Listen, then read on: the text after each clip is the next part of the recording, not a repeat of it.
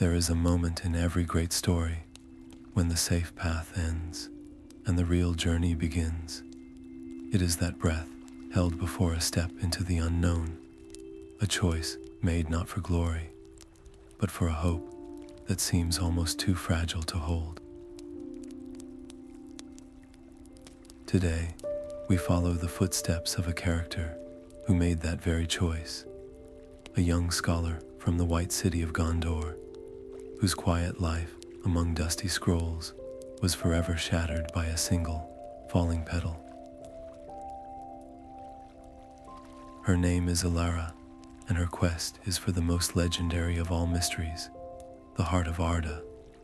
We are about to travel with her, to walk through the oldest living places of Middle-earth, from the malevolent shadows of the old forest to the crystalline depths beneath the mountains. And as we begin this epic tale, we would love to know where you are joining us from on your own journey today. Is it morning where you are, with the sun just cresting the horizon, or perhaps deep into a quiet night? Let us know in the comments below. It is wonderful to feel our community of fellow explorers gathered together from across the world. Elara's story does not start on a battlefield or in a grand palace, but in the hushed silence of an archive, a place where history is preserved but rarely lived. She was a keeper of knowledge, content with the scent of old parchment and the safe certainty of recorded facts. But outside those library walls, a deeper truth was fading.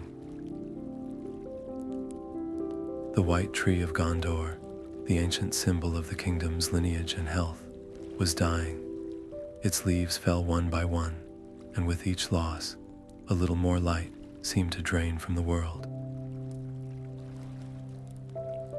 For most, it was a slow, sad decline to be mourned, but for Elara, who had spent her life studying the oldest myths and songs, that dying tree was not just a symbol, it was a summons.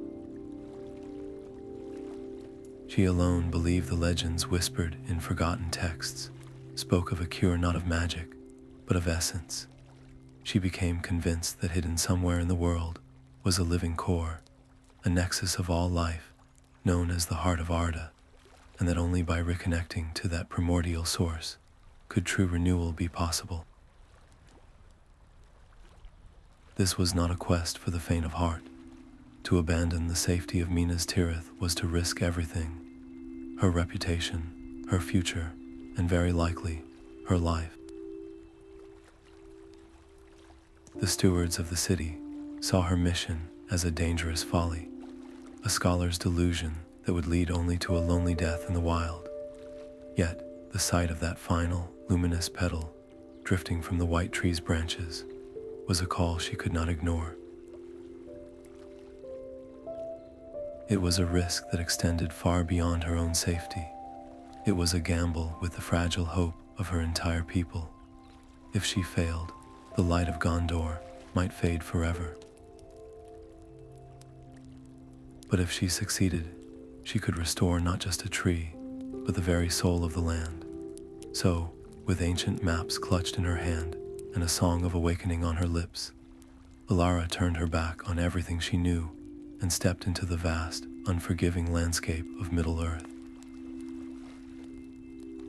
Her path will take us to the roots of mountains and through golden woods, testing her courage and wisdom at every turn.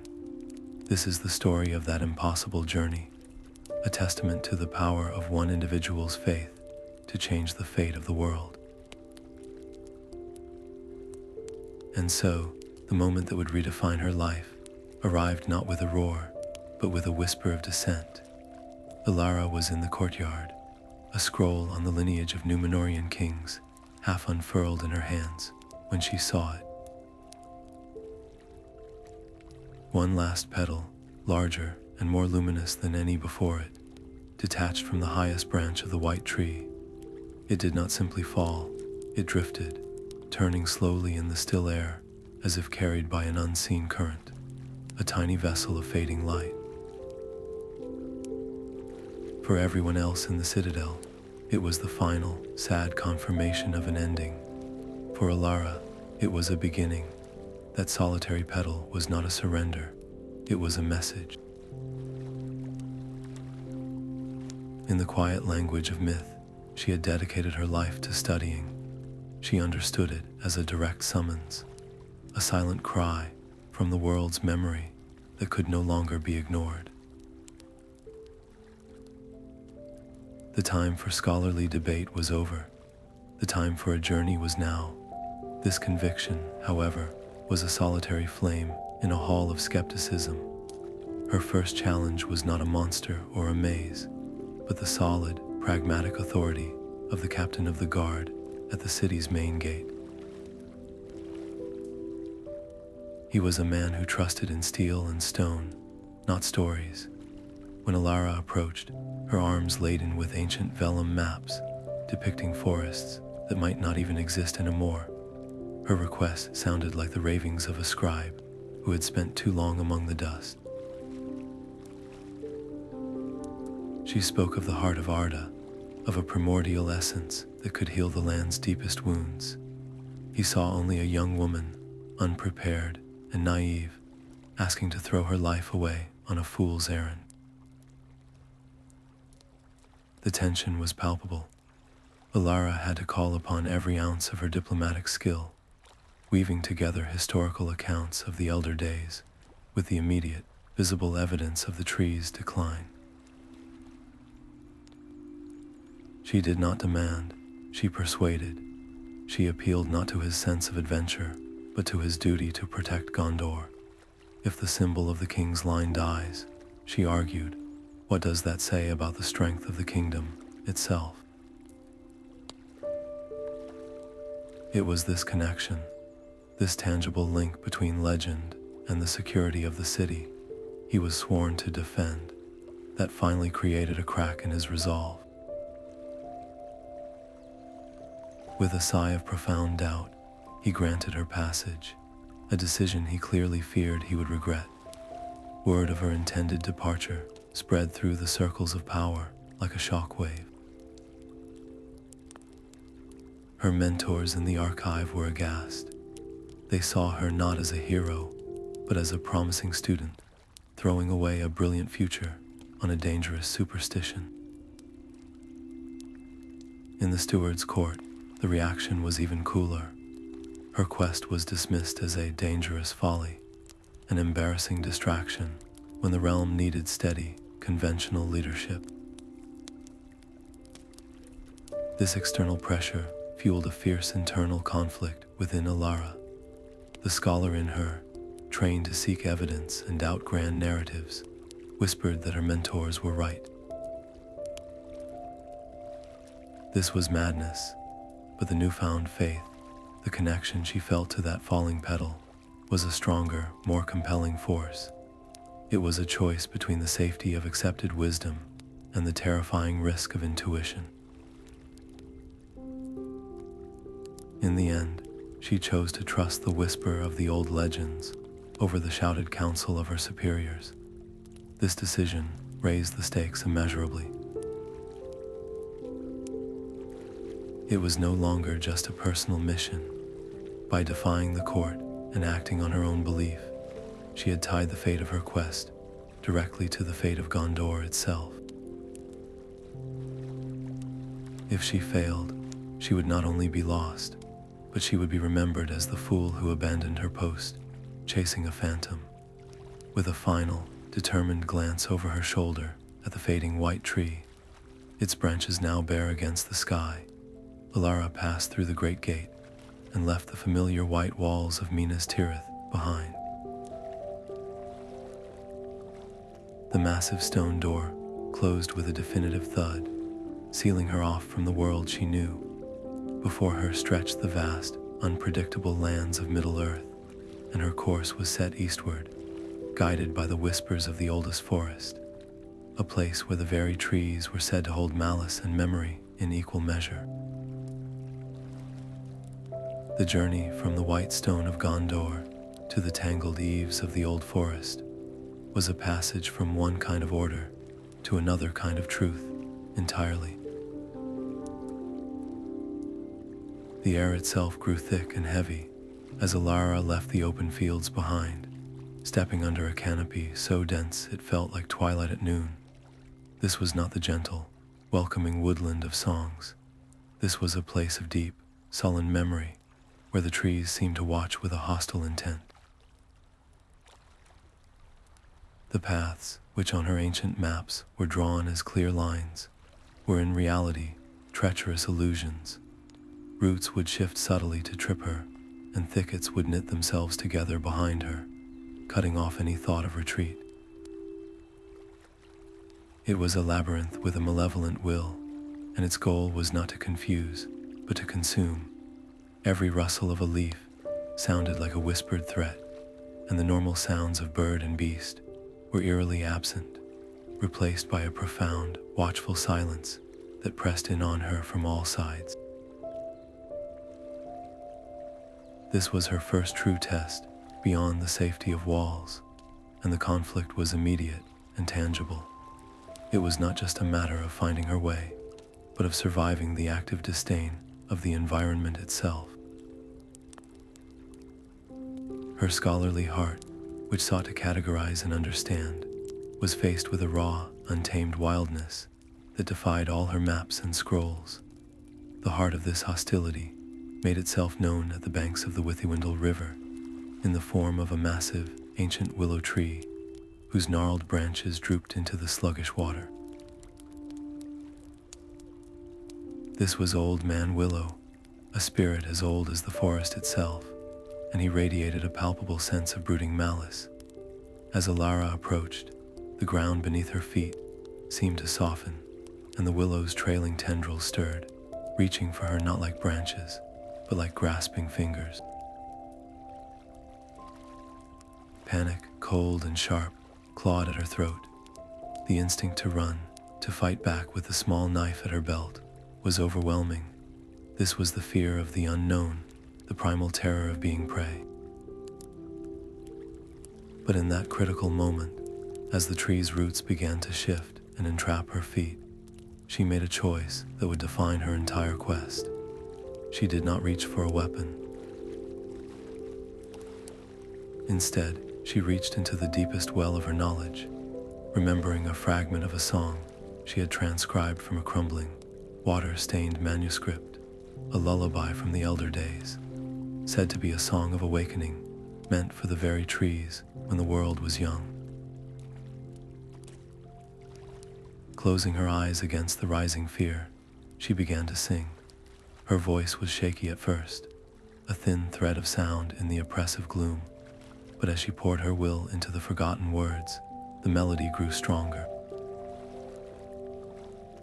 It was a song not of command, but of remembrance.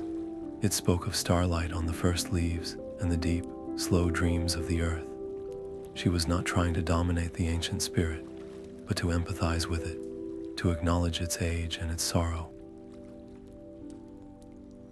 The effect was not instantaneous. The willows creaking grew louder, a sound of protest and ancient grievance. But gradually, the grasping roots stilled. The malevolent pressure in the air lessened. The great tree seemed to listen, its ancient consciousness stirred by a melody it had not heard in an age of the world. This decision to use empathy and lore over force was a revelation. It proved that her true strength was not in arms, but in understanding, a lesson that would be vital in the trials to come. When the last note faded, the silence that remained was no longer hostile, but contemplative. Old Man Willow did not speak in words, but a feeling of grudging acknowledgement settled over the clearing. One of its branches, high above, shuddered, and a single, perfectly formed leaf, shimmering with a faint silver light, drifted down and landed softly in Elara's open palm. As her fingers closed around it, a clear image formed in her mind, the jagged, snow-capped peaks of the Misty Mountains, and a sense that her answer lay within their stone hearts. This was her reward, and her next direction. The consequences of her success were profound. She had earned safe passage, but more importantly, she had proven her method. The forest's initial resistance was a clear message that the land itself was wary of intruders, and its acceptance of her song hinted that the greater guardians ahead would not be overcome by strength, but by wisdom and respect. The stakes had been quietly raised. She was no longer just a scholar on an errand. She was a petitioner being tested by the oldest powers in Middle-earth, and this was only the first examination. Clutching the enchanted leaf like a talisman, Elara felt a new sense of purpose solidify within her. The oppressive weight of the forest seemed to lift, and a path, genuine and clear, opened before her, leading eastward. The leaf in her hand was cool to the touch, a constant reminder that her quest was real and that the legends held power. Its silent guidance pointed toward the most formidable barrier on the map, the Misty Mountains, a realm of stone and height, of ancient dwarven halls and deep, echoing darkness. Where the forest had tested her connection to the living earth, the mountains would test her courage and her resolve in the face of immense, impersonal age and danger. The towering peaks now loomed in her mind's eye, a daunting challenge that would demand every ounce of the wisdom she had just begun to discover. The path from the old forest led Elara ever upward, into the thin, cold air of the Misty Mountains, where the whispers of leaves were replaced by the groan of ancient stone. The silver leaf from the willow was a constant, cool presence in her hand, its silent pull guiding her through treacherous passes and along narrow ledges that overlooked vast, echoing chasms. Finally, she stood before her objective, a sight that dwarfed her completely. The sheer cliff face, known as the Walls of Moria, and set within it, the legendary Doors of Durin.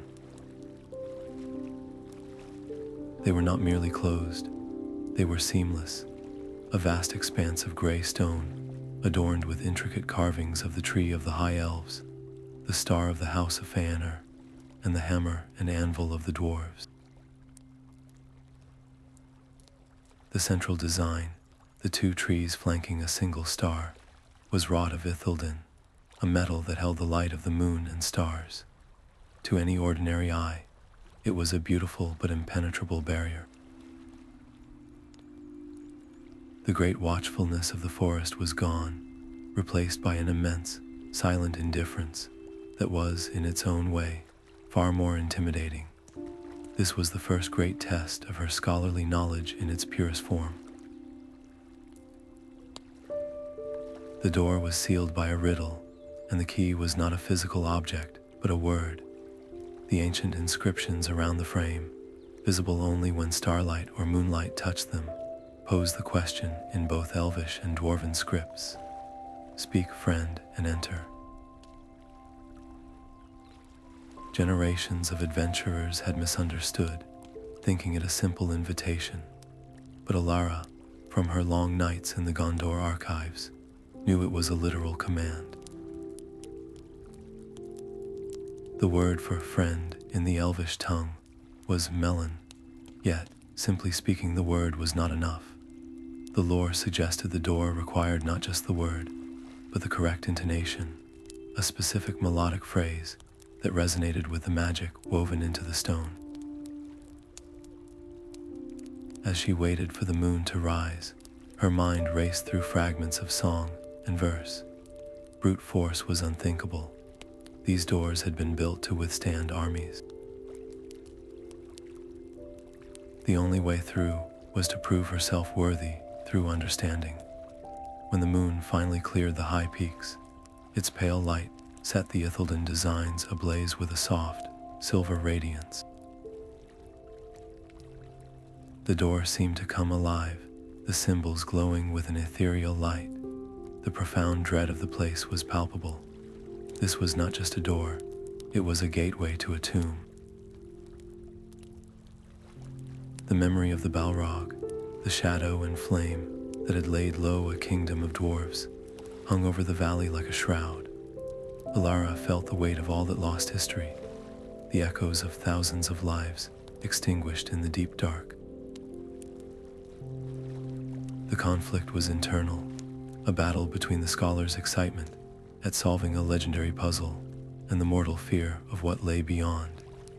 Every instinct screamed at her to turn back, to seek another path around the mountains. But there was no other path. The leaf in her hand pulsed with a gentle insistence, pointing directly at the stone. To retreat now would be to admit that her quest was built on sand, that her knowledge was useless when faced with real danger. In that moment of rising panic, a memory surfaced, clear and unexpected. It was not from a grand epic or a historical chronicle, but from a collection of dwarven nursery rhymes she had once catalogued, considered by her mentors to be of little academic value. One lullaby, in particular, was about a dwarf child being comforted by the sight of a single, bright star shining through a crack in the mountain roof. The song described the star as the silver eye of the night, and its melody was simple, haunting, and built around a specific, resonant note. The lyrics spoke of the star's light being a friend to those lost in the dark. The connection clicked into place. It wasn't just the word, but the song of the friend. Taking a deep breath to steady her trembling voice, Elara did not shout the word. Instead, she sang it. She wove the word, Melon, into the melody of that old lullaby, her voice echoing faintly in the vast, silent canyon. For a long, heart-stopping moment, nothing happened.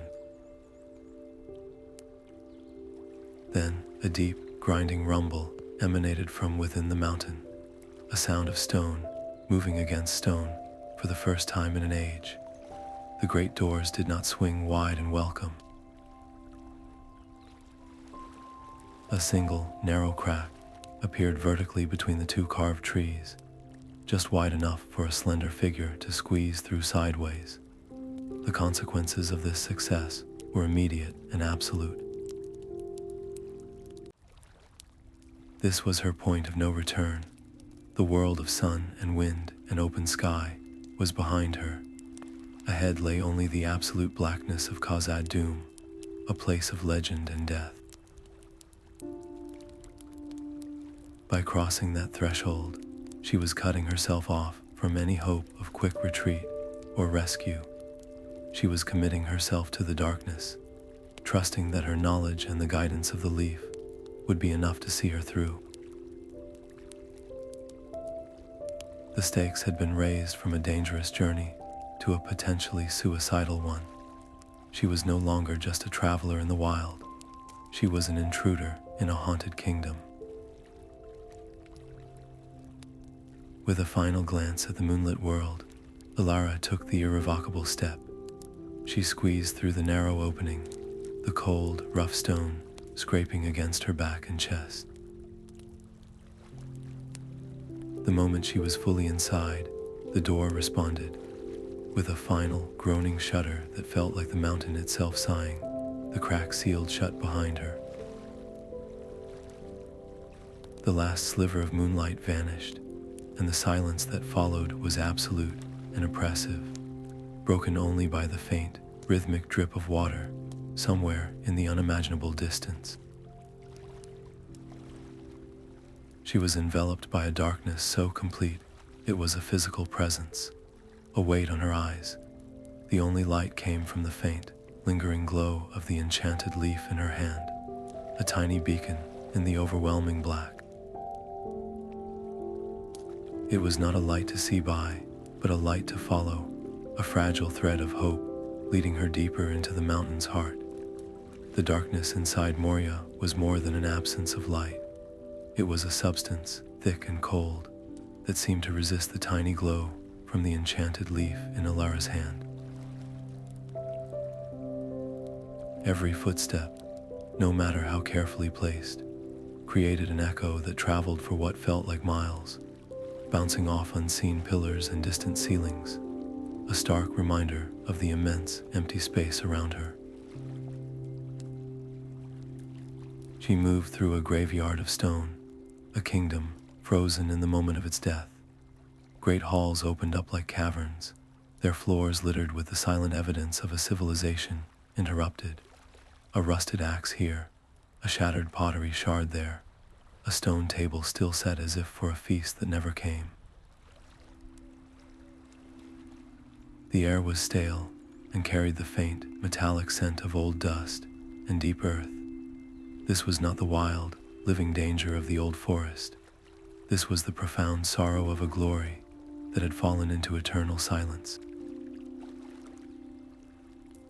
The temptation to simply curl up in a corner, to be swallowed by the gloom, was a constant whisper at the edge of her mind. Every shadow seemed to shift. Every distant drip of water sounded like a footfall.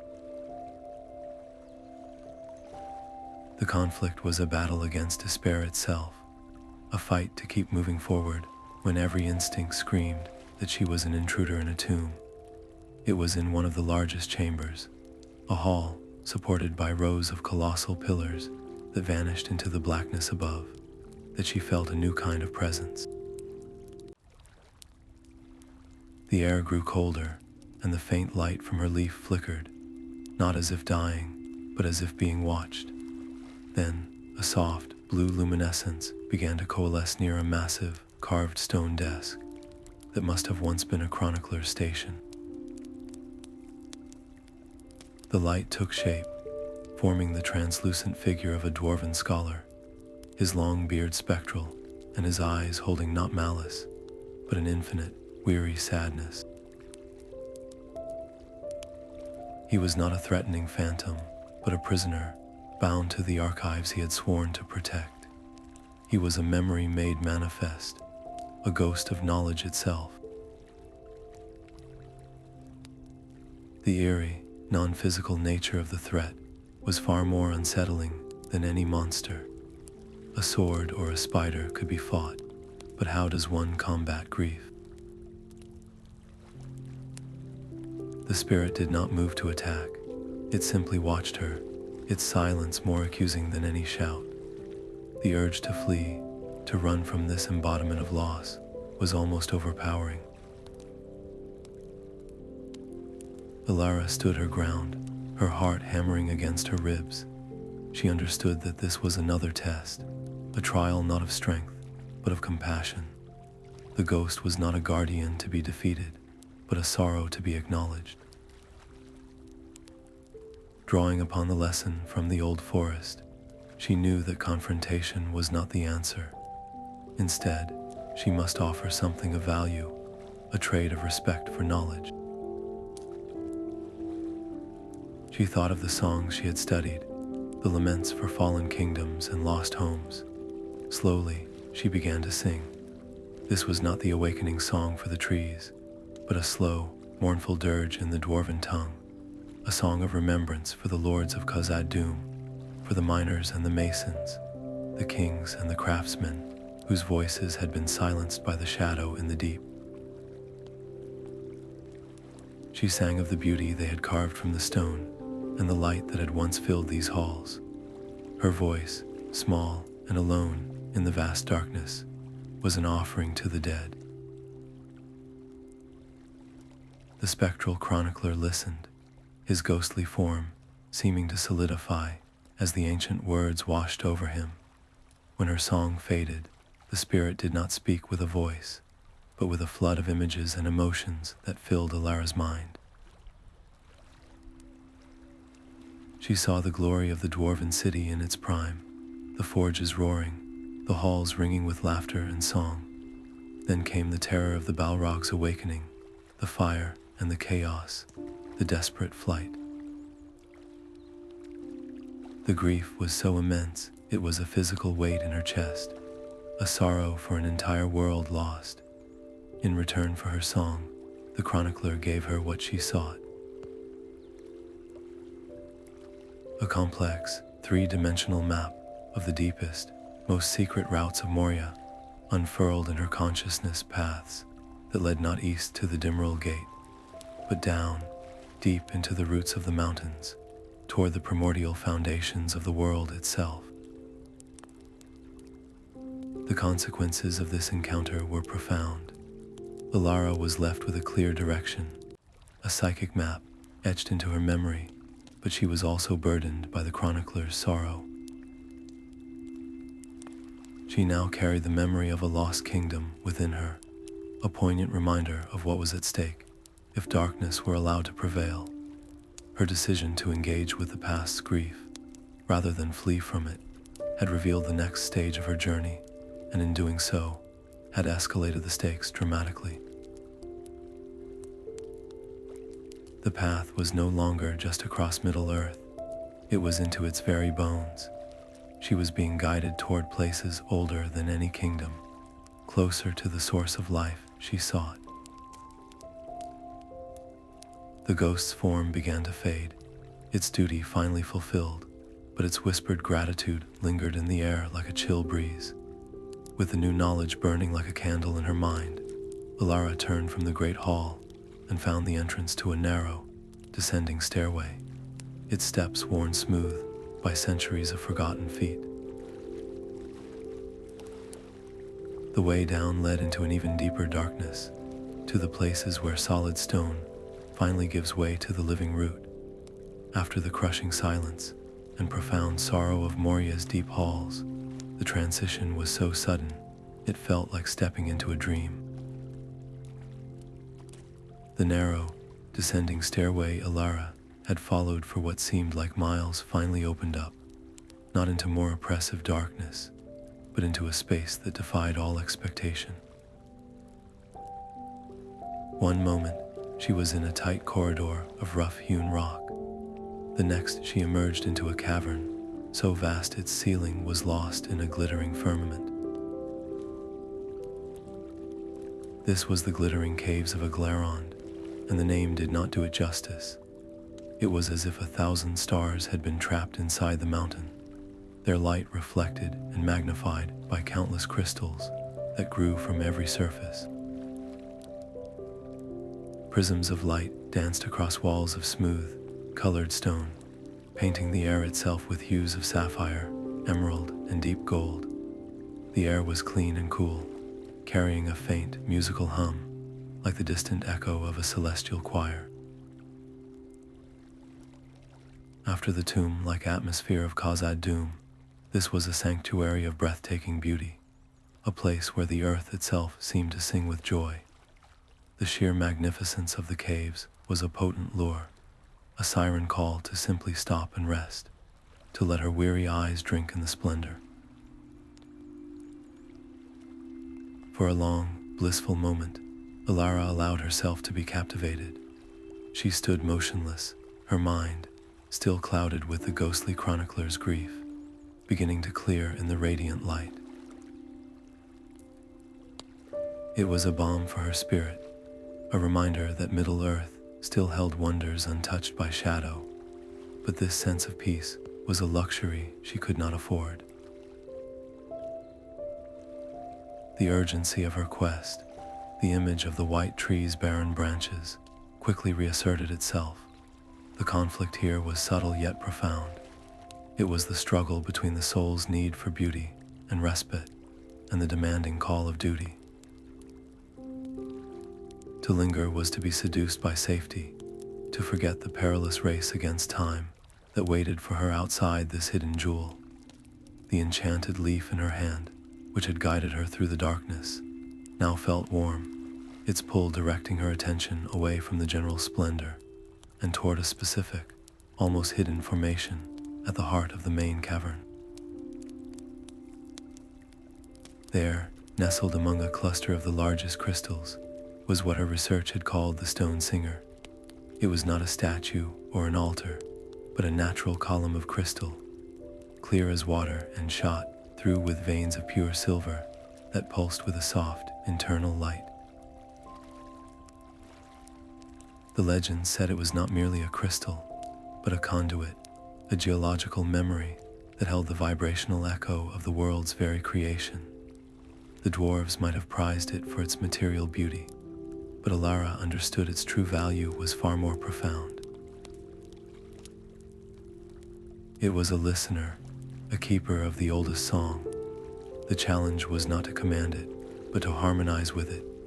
She recalled ancient texts that spoke of specific harmonic tones, frequencies that resonated with the fundamental elements of Arda. This was not a task for force or haste. It required the patience of a scholar and the reverence of a pilgrim. Her decision in this moment was critical.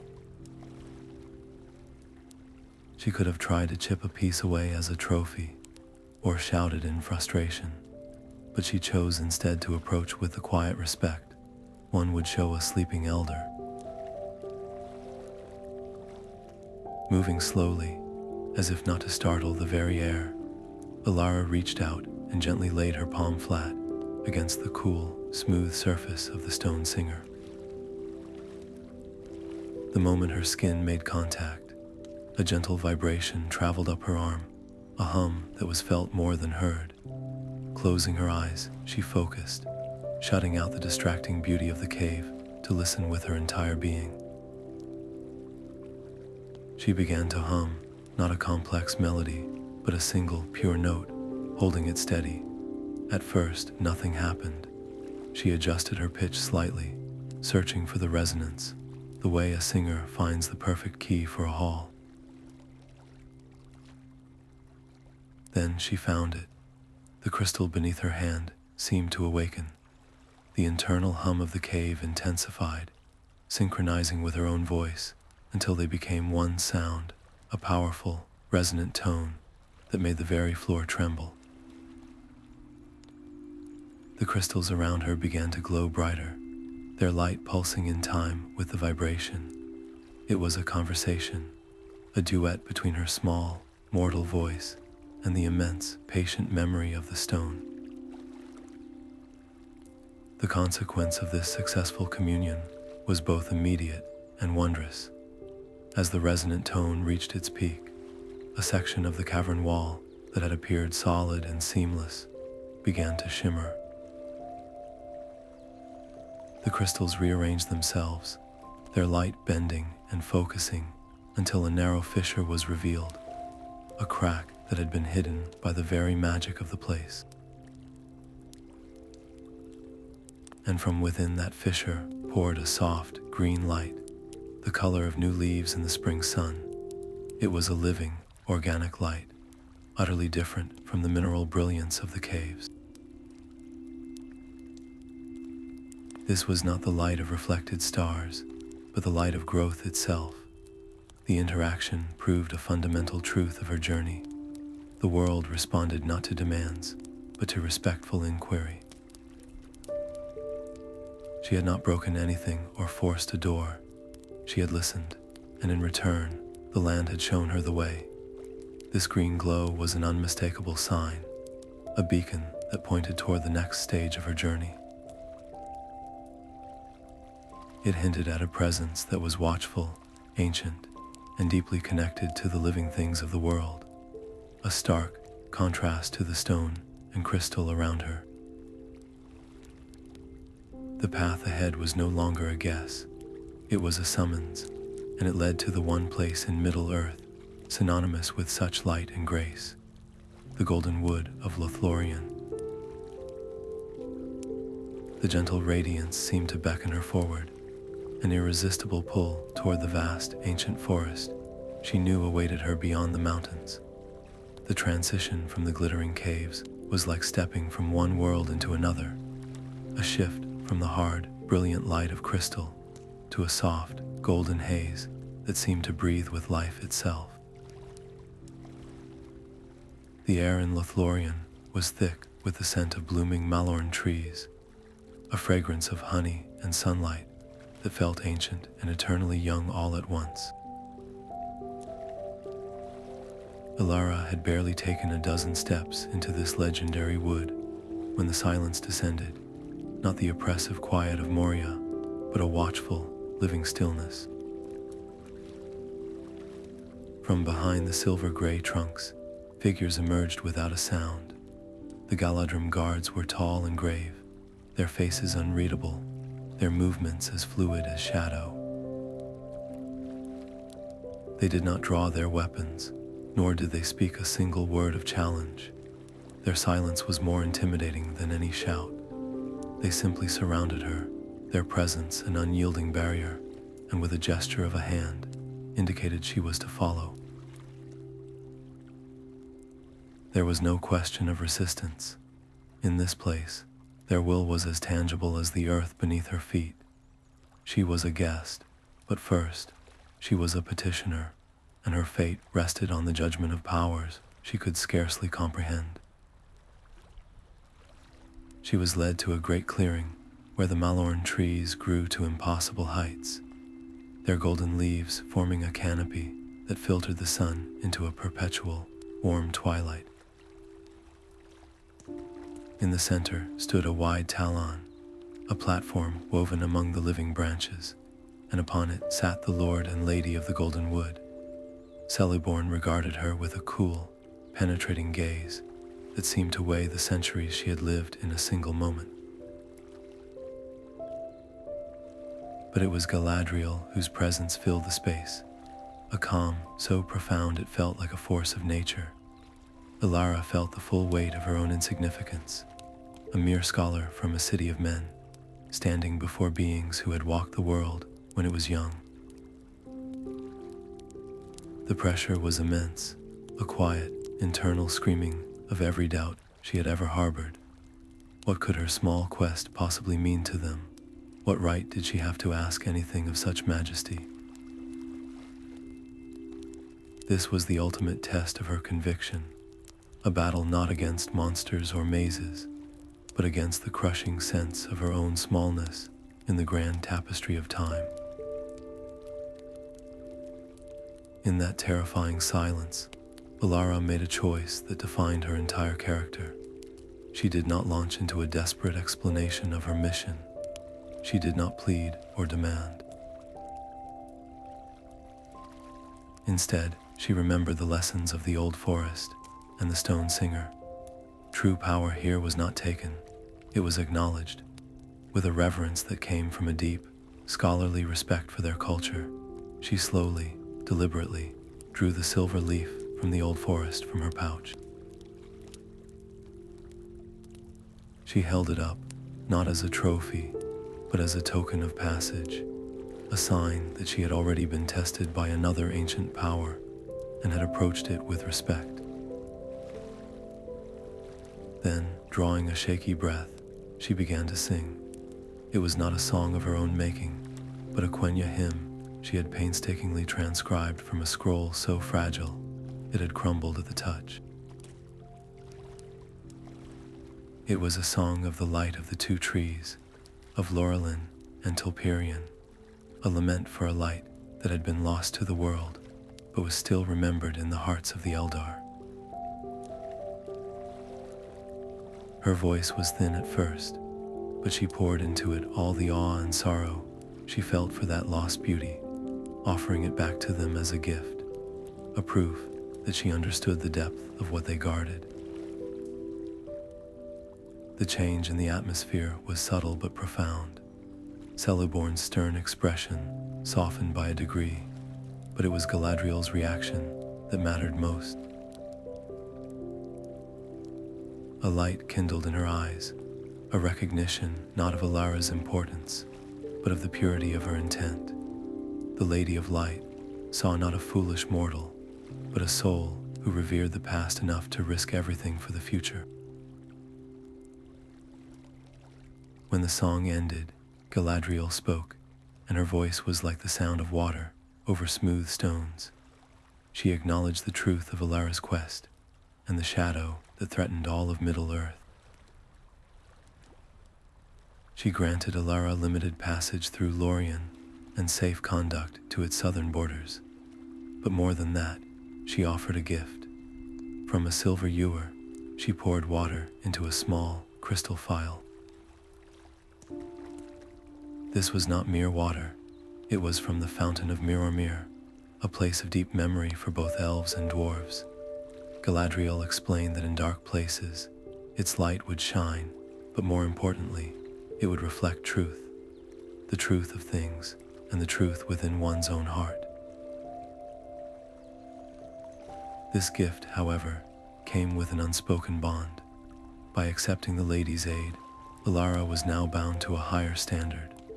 Her quest could no longer be a personal gamble. It was now touched by the grace of the elves.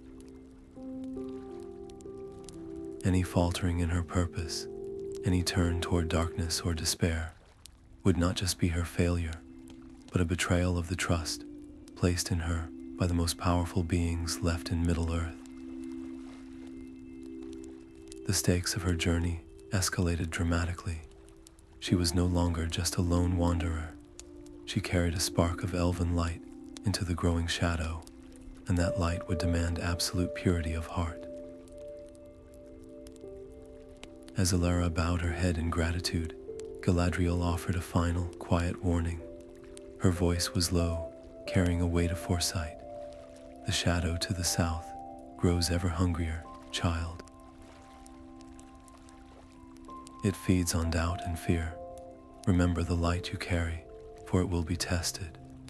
With those ominous words hanging in the golden air, Elara was guided to the banks of the Silverlode River. As she stepped into the slender boat provided for her, the lady's warning followed her like a chill breeze, a stark reminder that the beauty of Lorien was but a temporary haven before the trials ahead. The golden light of Lorien seemed a distant memory as the landscape south of the Anduin grew flatter, the air heavier with a damp, clinging chill. The vibrant greens and golds of the Elven wood gave way to a vast, sickly expanse of bog and reeds that stretched toward the grim mountains of shadow in the east. This was the dead Marshes, a place where the very ground seemed to breathe with a foul exhalation, where pale lights flickered like malevolent will, the wisps over stagnant pools. Elara moved with extreme caution, skirting the marsh's edge rather than daring its treacherous, sucking center. The ground was soft and uncertain beneath her feet, and an unnerving silence lay over the water, broken only by the occasional, gurgling plop of a gas bubble rising from the depths. It was a silence that felt like a held breath, a prelude to something awful. The peace she had found in the golden wood was now a fragile shield against the palpable despair that radiated from this blighted land, a stark reminder that she was drawing ever closer to the source of the shadow. The first assault was not physical, but a whisper in her mind, a voice that sounded eerily like her own most secret thoughts. "You are a fool," it hissed, as a faint, glowing shape coalesced just above the murky water. It was not a solid form, but a shimmering, sickly light that resolved into the face of her most skeptical mentor from the Gondor archives, his expression full of pity and scorn. "You left safety for this, to die alone in a bog, forgotten by all." The illusion was terrifyingly precise, tapping directly into the well of doubt she had carried since leaving the city. More phantoms rose around her, each one a tailored weapon against her spirit. She saw visions of the white tree, not rejuvenated, but completely withered and blackened, a symbol of her catastrophic failure. She heard the whispers of the steward's court, laughing at her naivete.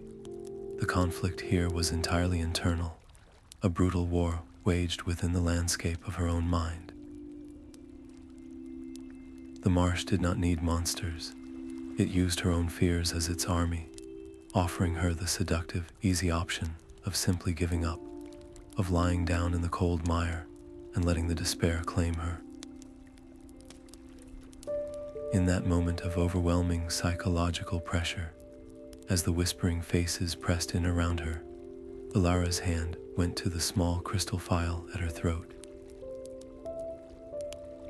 Galadriel's gift felt cool against her skin, a tangible connection to a power far greater than the Marshes' illusions. She did not draw it forth as a weapon, but as a focus. Unclasping it, she held it up, and the light within the captured radiance of the fountain of Mirror began to glow. It was not a blinding, aggressive flash, but a soft, steady luminescence that pushed back the oppressive gloom in a small, calm circle around her. The phial's true power, as Galadriel had said, was to reflect truth. When she looked into its light, the phantom of her mentor did not vanish, but its features shifted, revealing the hollow, empty essence of the illusion. The whispered doubts lost their personal, biting edge, exposed as nothing more than echoes of a place steeped in death. This was a conscious, active decision to choose the objective truth of hope over the subjective lie of despair.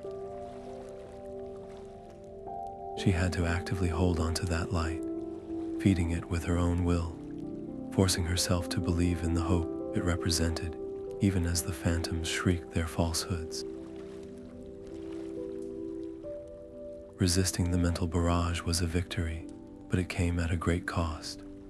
When the last of the whispering faces faded back into the mist, Elara stood trembling, not from cold, but from emotional exhaustion. The effort of maintaining her mental defenses had drained her as no physical journey ever had. The encounter left her with more than just fatigue. It left her with a harrowing, intimate understanding of the land's deep scars. The phantoms were not mere magic. They were the lingering echoes of the countless souls who had fallen in the great battles fought upon this ground centuries ago. The Marshes were a mass grave, and their primary danger was not quicksand or creatures, but the psychic residue of that ancient mass death. This realization heightened the stakes of her quest exponentially. It was no longer just about finding a mythical heart to heal a tree. The enemy she was moving toward, the shadow in the south, was a power that preyed not just on bodies, but on spirits. It fed on fear and despair, and the dead Marshes were a stark preview of its methods. If she could not protect her own mind, all her courage and knowledge would be for nothing. Shaking off the cold, psychic grip of the Marshes felt like waking from a nightmare. The real world, bleak as it was, slowly reasserted itself. The pale sun broke through the haze, and the path ahead became clearer, leading north and east. But the relief was short-lived. Looming on the horizon was another forest, its outline dark and jagged against the sky. Where the old forest had been sullen and watchful, and Lothlorien had been golden and serene, this wood appeared sick, its canopy a tangled, oppressive blanket of gloom. This was Mirkwood, a place where the shadow had taken root, not just in the earth, but in the very trees, choking the life and light from them. The memory of the Marshes' despair was still fresh, a cold stone in her stomach, and now she had to confront a forest that was actively, physically poisoned by the same evil. Turning her eyes from the dead water to the living, but blighted, wood, Elara felt a new kind of dread, one that spoke not of ghosts, but of a present intangible corruption waiting for her beneath the darkened boughs. If the dead Marshes had been a trial of the spirit, Mirkwood was an assault on the senses. Stepping beneath its canopy was like entering a perpetual, sickly twilight. The air, thick and still, carried a cloying sweetness undercut by the rot of decaying leaves, a stark contrast to the clean, honeyed scent of Lothlorien. Sunlight struggled to penetrate the dense, tangled web of branches overhead, casting the forest floor into a deep, oppressive gloom where shadows seemed to cling with a life of their own. The very trees appeared twisted, their bark marred by strange weeping lesions, and a sticky, silken substance draped from the boughs like morbid decorations. This was not the ancient, watchful malice of the old forest. This was a fresh, active corruption, a sickness that had seeped into the soil and poisoned the heart of the wood. The psychological weight was immense, a constant, nagging feeling of being watched by something that was not just hostile, but diseased. Every rustle in the undergrowth felt like a threat, and the silence was not peaceful, but pregnant with a lurking menace far more tangible than the marsh phantoms. The first sign of that menace came not as a sound, but as a subtle vibration through the soles of her boots. Then, a skittering, like dry leaves skittering across stone, multiplied 100-fold. From the darkness between the gnarled trunks, they emerged giant spiders, their bodies bloated and hairy, their multiple eyes gleaming with a dull, hungry intelligence. They moved with an unnerving, coordinated grace, surrounding her, cutting off any clear path of retreat. Their mandibles clicked together in a chilling rhythm, a language of pure predation. This was a tangible, physical danger, unlike anything she had faced before. There was no ghost to reason with, no song to sing that would soothe these creatures.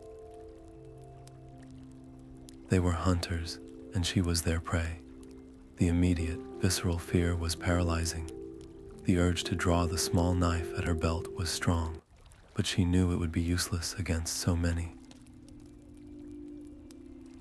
Panic threatened to cloud her thinking, but the memory of Galadriel's file, a cool weight against her chest, steadied her. She could not fight them with force. She had to outthink them. In that critical moment, her years of scholarly study transformed from abstract knowledge into a vital tool for survival. She remembered a passage from a botanical treatise on the flora of Rivanion, a text considered obscure even by Gondor's archivist standards. It described a particular, foul-smelling fungus that grew on the north side of sickened trees, a bulbous, pale growth known for driving away insects and small animals. The text hypothesized that the pungent smoke from its spores could act as a powerful repellent. This was not a guaranteed solution. It was a scholar's theory, never tested in a life or death scenario. But it was all she had. As the spiders began to close in, their foul odor mixing with the forest's decay, Elara acted with a speed born of desperation. She spotted the distinctive fungus on a nearby oak, its surface pockmarked and unwholesome. Using a sharp stone, she scraped a large piece of it into a small, dry patch of leaf litter. Her hands trembled as she struck her flint, the sparks feeling agonizingly slow.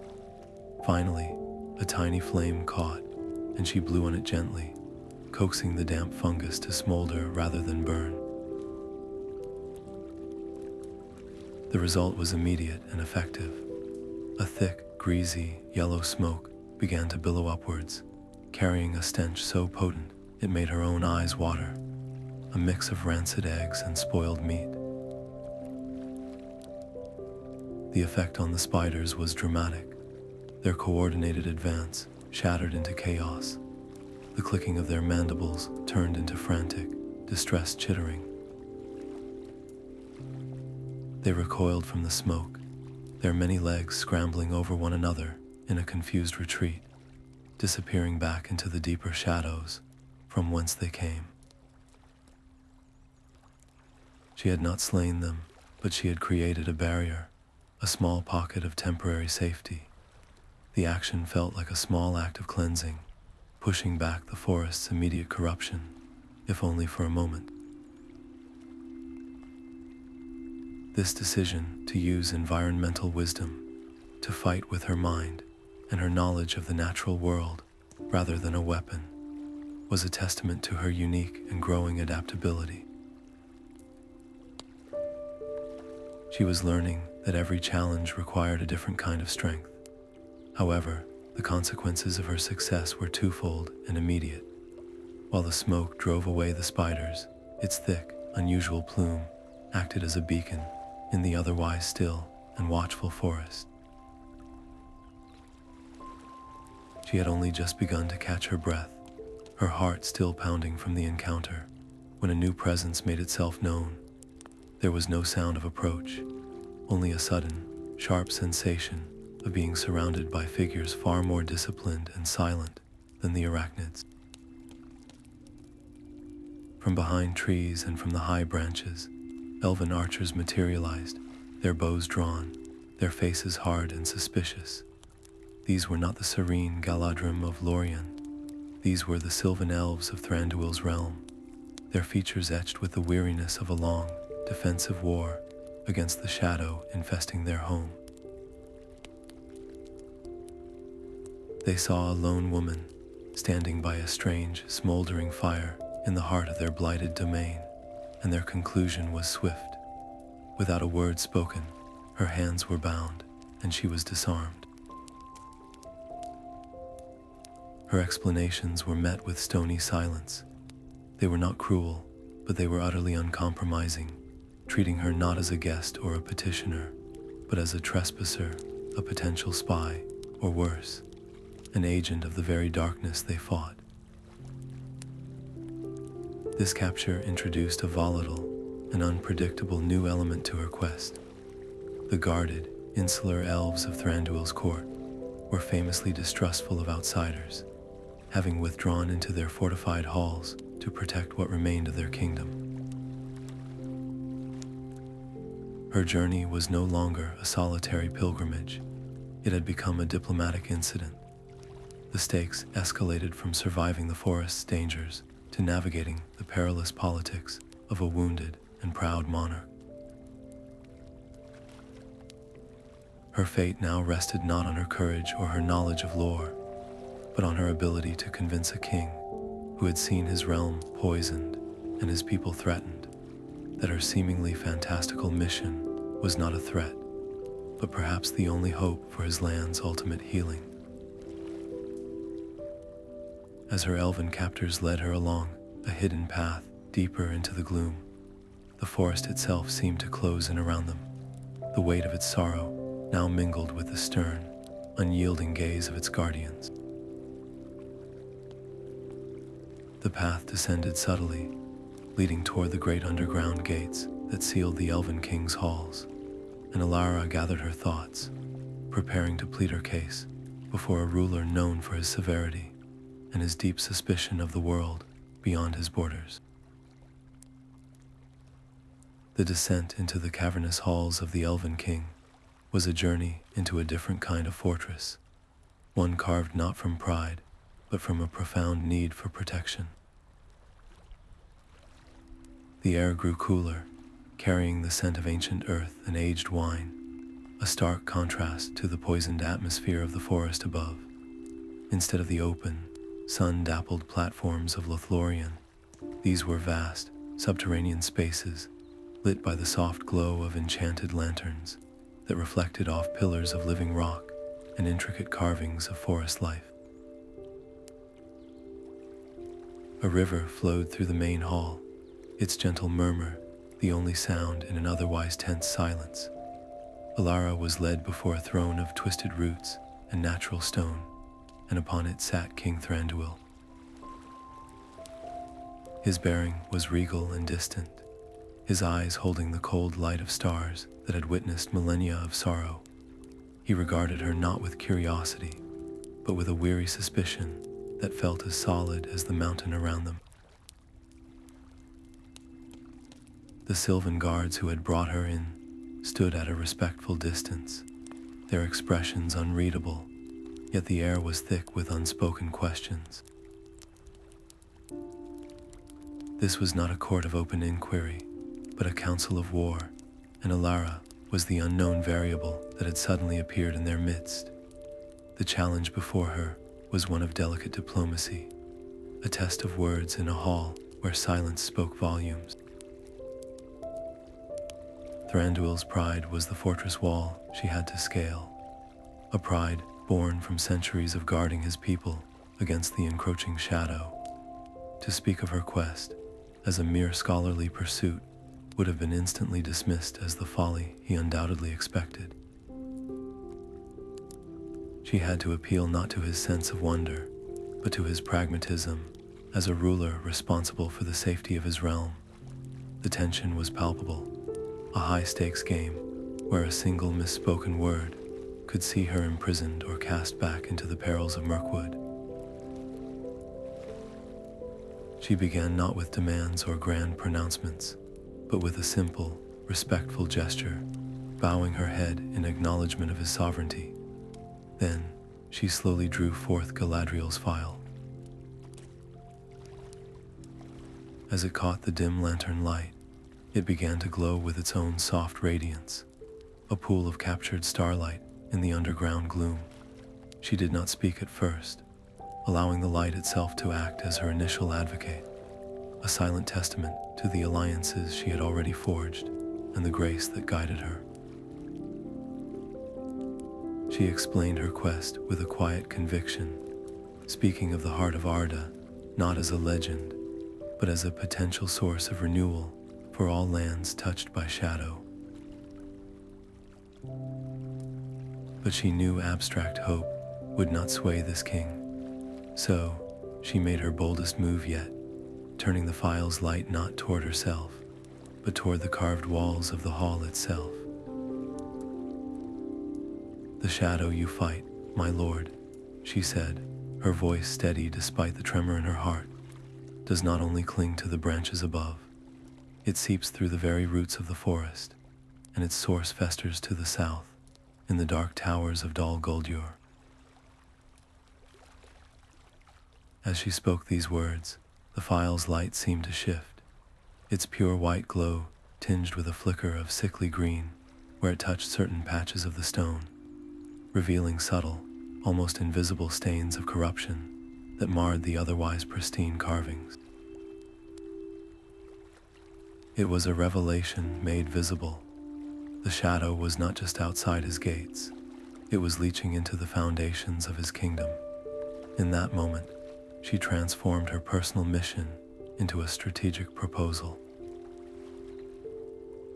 By seeking to heal the Heart of Arda, she argued, she could strike a blow at the root of the evil that threatened his home, weakening Dol Guldur's power by restoring the land's natural resistance. She was no longer just a petitioner. She was offering him a potential path to a victory that armies alone could never achieve. Thranduil's cold demeanor did not melt, but it did thaw by a critical degree.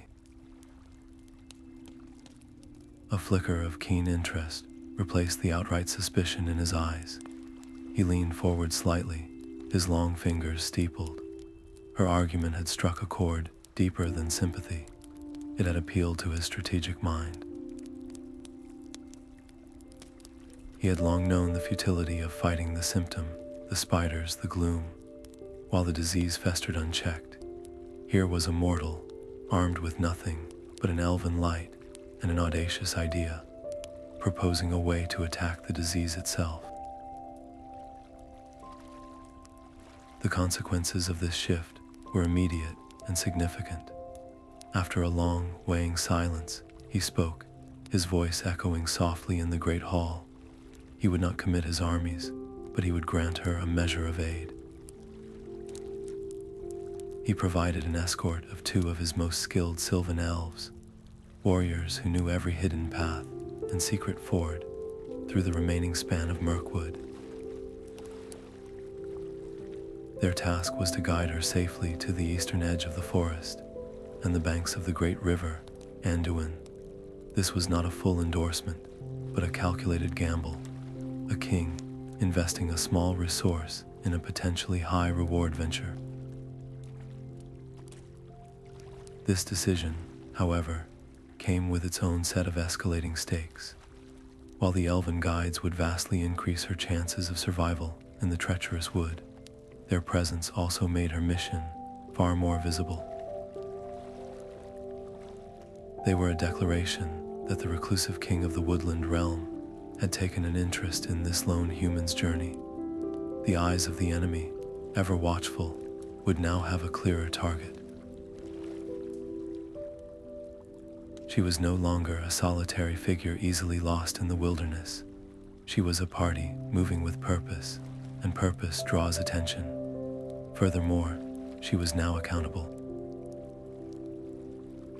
Failure would not only mean her own death, but would reflect poorly on Thranduil's judgment, potentially jeopardizing any future cooperation between the free peoples. The safety of the guides was also her responsibility, adding a new layer of weight to her every decision. With a final, curt nod from Thranduil that signaled the audience was over, Elara found herself walking back toward the surface, flanked by her two new companions. Their faces were stern and professional, their allegiance given by command, not yet by belief. They moved along the well-worn elf path, and as they traveled, the oppressive density of the forest began to lessen. The sickly trees gave way to healthier groves, and through the thinning canopy ahead, she could glimpse the wide, shimmering ribbon of the great river, a new artery leading toward the next, even more perilous stage of her journey. The wide, swift waters of the great river Anduin offered a welcome change from the claustrophobic gloom of Mirkwood. Under the open sky, with the sun warming their faces, Elara and her two sylvan elf guides, Elron and Callan, worked with a quiet efficiency born of necessity. Using their keen elven blades and knowledge of the river's bounty, they felled a few slender trees and skillfully lashed them together with tough, fibrous vines, constructing a simple but sturdy raft. The rhythmic sounds of their work, the scrape of wood, the pull of rope, were a peaceful counterpoint to the river's constant murmur. For the first time in days, there was a sense of forward momentum that did not require constant vigilance against physical threats. The current itself became their guide, carrying them south with a gentle, inexorable power. Yet as they pushed their craft into the main flow, a subtle shift occurred. The air, once fresh and clear, grew heavy with an intangible sorrow. They were approaching the Gladden fields, a place whose name was a whisper of tragedy in the annals of Gondor, a stretch of land that held the memory of a king's fall and the loss of a greatness that had shaped the fate of the world. Elara felt the change not as a chill, but as a profound weight upon her spirit, a deep, resonant sadness that seemed to seep from the very riverbanks. It was a feeling far more specific than the general despair of the dead marshes. This was a grief tied to a single, catastrophic event. She knew the history as if it were written on her own heart. It was here, centuries ago, that Isildur, the High King of Gondor and Arnor, victor over Sauron, had been ambushed by orcs. It was here that the One Ring, cut from the Dark Lord's hand, had betrayed its master, slipping from Isildur's finger and vanishing into the murky waters, ultimately leading to his death and millennia of shadow. This was not just a battlefield, it was a place of broken lineage, a wound in the timeline of her people. The urgency of her quest pulsed within her. Every moment was precious, and the shadow in the south was not waiting. Yet, the pull to acknowledge this sorrow, to offer some small measure of respect, was overwhelming. It was a conflict between the relentless drive toward the future and the undeniable duty to the past. Elron, the more pragmatic of the two elves, sensed her hesitation. "The current is strong here," he said, his voice low and practical. "We should not delay. The eastern shore holds its own dangers." His words were a clear reminder of their mission's priority, but Elara had learned that her journey was not a straight line on a map. It was a weaving together of threads, both past and present. To ignore this palpable grief felt like a transgression, a dismissal of the very history that made her quest necessary. "A moment," she replied, her voice soft but firm. "Just a moment. The river itself remembers, and we should too." This decision to honor the past, even at the cost of time, was a critical demonstration of her quest's true nature. She was not seeking the Heart of Arda as a weapon or a simple cure, but as a means of reconciliation, a way to heal the deep, ancient wounds that continue to fester in the land. It was an act of remembrance, an offering of peace to restless spirits. Guiding the raft toward the reedy shore, she stepped onto the soft, damp earth. She did not need to consult a scroll or recall a specific verse. The lament that rose to her lips was an instinctive, heartfelt outpouring. It was a song in the tongue of her Númenórean ancestors, a slow, mournful melody that spoke not of glory in battle, but of the fragility of hope, the pain of loss, and the long shadow cast by a single moment of misfortune. She sang of Isildur not as a failed king, but as a man, a son of a great line, whose fate had become entangled with a power too terrible to comprehend. Her voice, carried on the river breeze, was a small sound against the vastness of the landscape, but it was filled with a genuine empathy that seemed to settle over the fields like a gentle mist. As the final note faded, a profound silence descended, but it was no longer a silence of sorrow. It was a silence of peace, as if a breath had been held for centuries and was finally, gently, released. The consequence of this simple ritual was immediate and tangible, though subtle. Callan, who had remained silent and watchful, knelt by the water's edge, his sharp elven eyes studying the flow. "Look," he said, a note of quiet wonder in his voice. He gestured to the water lapping at the shore.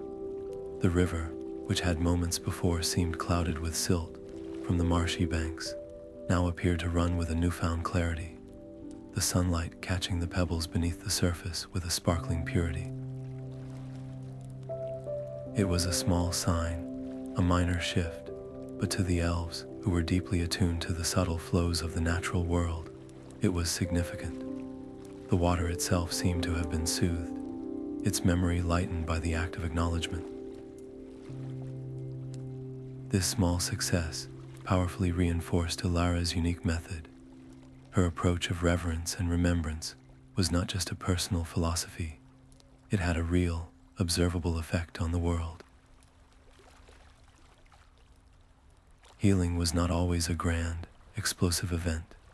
Sometimes it was a quiet clearing of the waters, a moment of peace granted to a troubled place. However, this victory was not without its cost. As they pushed the raft back into the main current, Aglarond cast a wary glance at the sun, which had dipped noticeably lower in the sky during their brief stop.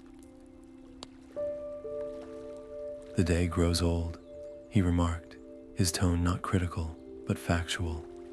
"The marshes to the south are no place to be caught after dark."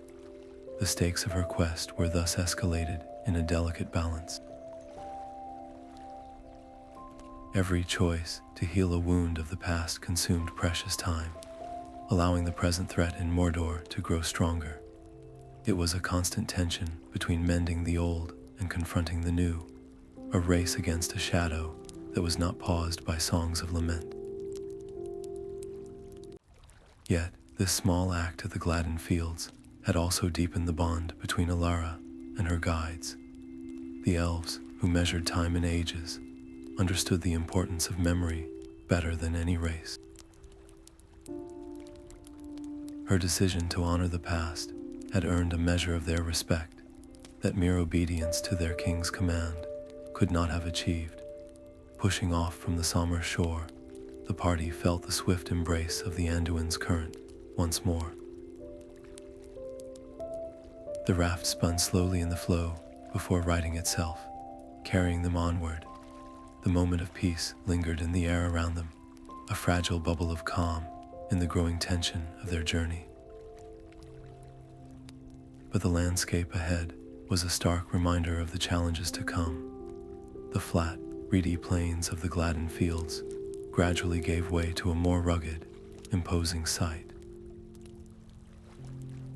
To the east, the land began to rise in great, sheer cliffs of broken rock, a tangled, formidable maze of stone that stood as a grim sentinel before the even more terrible lands beyond.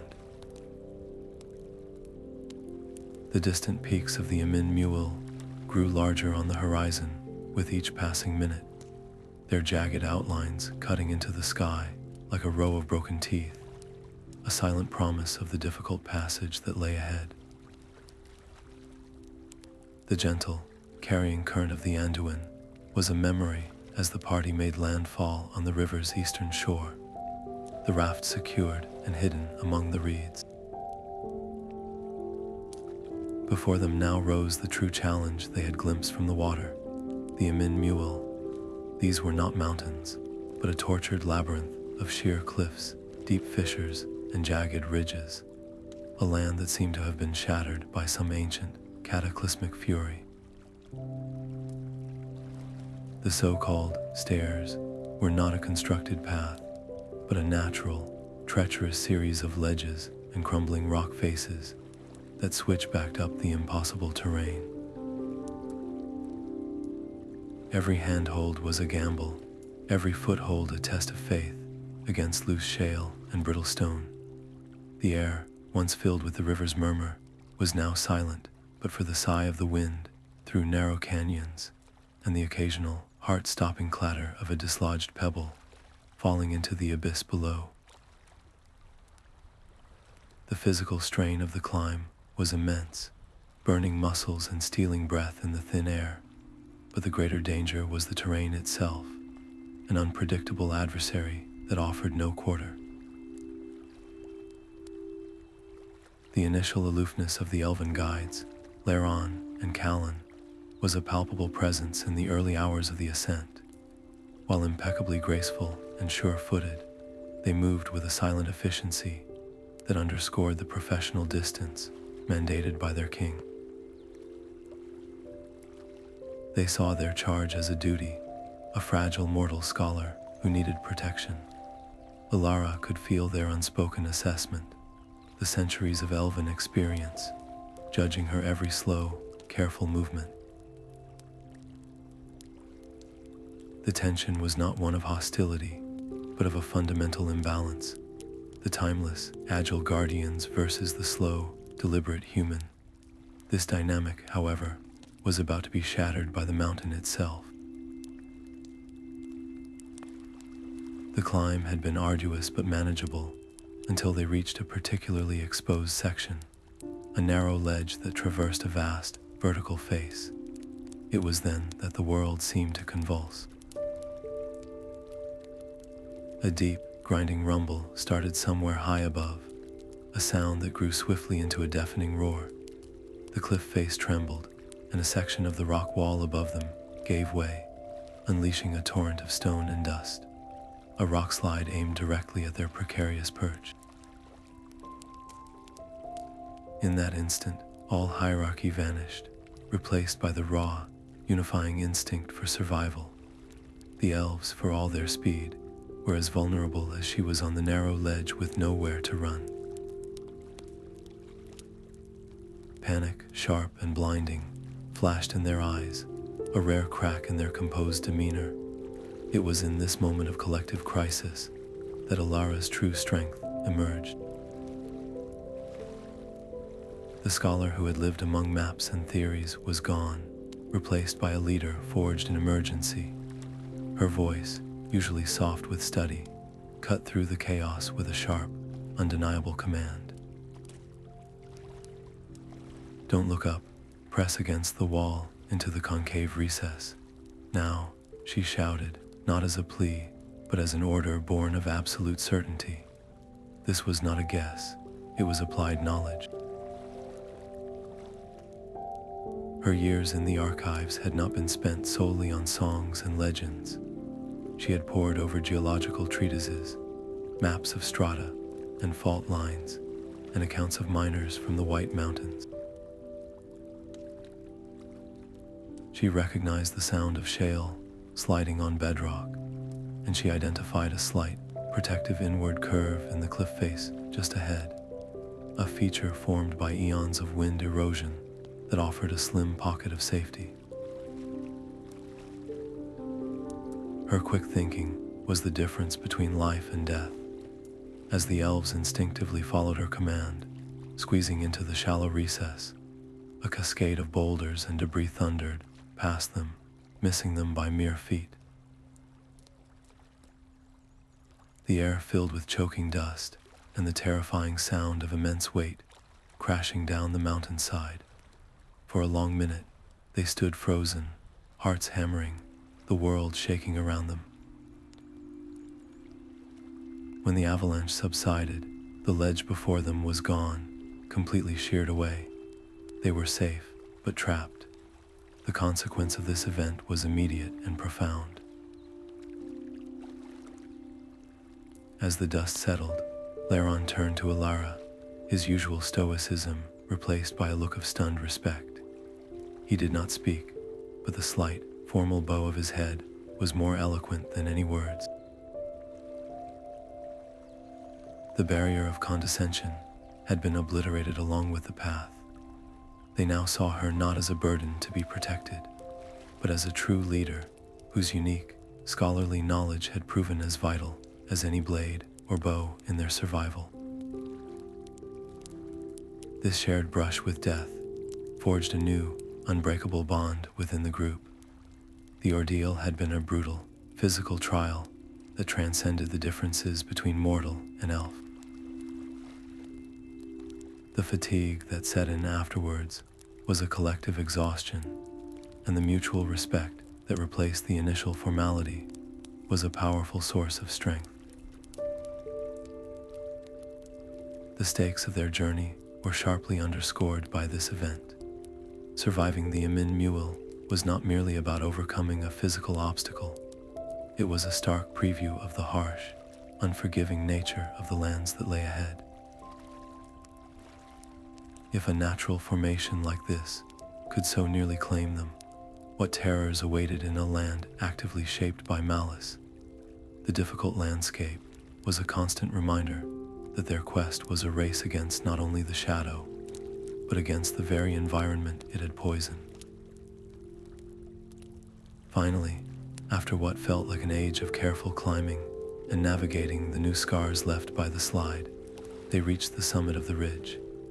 The arduous climb was over, but the view that greeted them was far from a reward. Spread out before them was a vast, eerie landscape of sickly green and dismal gray. The infamous dead marshes stretched to the horizon, a blot upon the earth, and beyond them, piercing the gloomy sky with a faint, poisonous glow, stood the unmistakable and ominous presence of Minas Morgul, a tower of sorcery that seemed to pulse with a malevolent life of its own. The view from the heights of the Amin-Mewil was a map of despair, a chilling panorama that seared itself into their minds. Before them, the dead marshes sprawled like a festering wound, their sickly green lights flickering with a malevolent promise.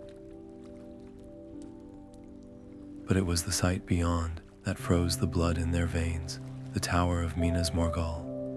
Even from this distance, it pulsed with a cold, corpse light that seemed to poison the very air around it, a visible manifestation of the sorcery that festered within. The urgency of their descent was now absolute. To be caught on this exposed ridge in the growing gloom was to be silhouetted against the sky for any watchful eye. They picked their way down the treacherous eastern slopes with a new, grim purpose, every sense straining against the oppressive feeling of being observed by the pale, unblinking eye of the tower. The descent felt like a journey into the mouth of a nightmare, the spectral glow of Minas Morgul growing ever brighter as the last vestiges of daylight bled from the sky, plunging the land into a deep, moonless dark that was broken only by that terrifying, unnatural radiance. Their path forced them to skirt perilously close to the tower's domain, a valley shrouded in a mist that seemed to cling with a damp, cold grip. It was then that the silence was shattered by the guttural shouts and the heavy, clumsy tread of iron-shod boots. A patrol of orcs, larger and better armed than any they had encountered before, emerged from a side pass, their torches casting jagged shadows that danced like demons. There was no time for discussion, no possibility of flight across the open ground. Their only hope was to become part of the shadows themselves. Huddled behind a jagged outcrop of rock, Elara acted on pure instinct. She cupped Galadriel's phial in her hands, not to unleash its full, revealing light, but to contain it. She focused her will, imagining the light bending backwards, not illuminating them but wrapping around them, weaving a thin, fragile cloak of concealment.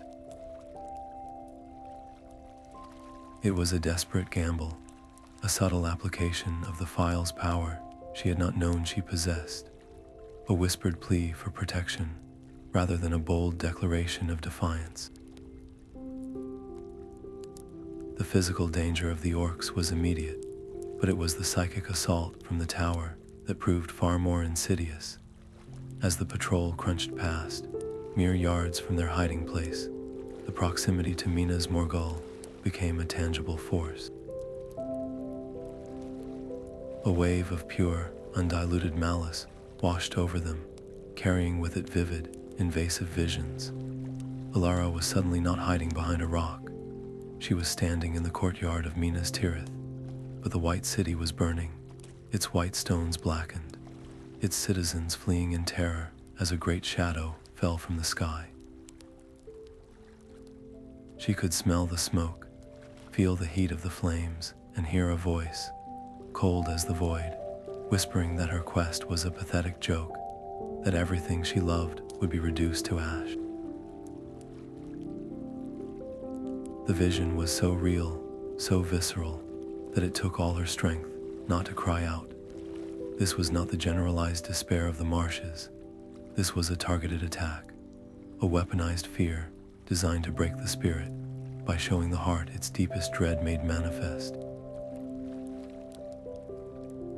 A choked gasp from beside her broke her own nightmarish reverie.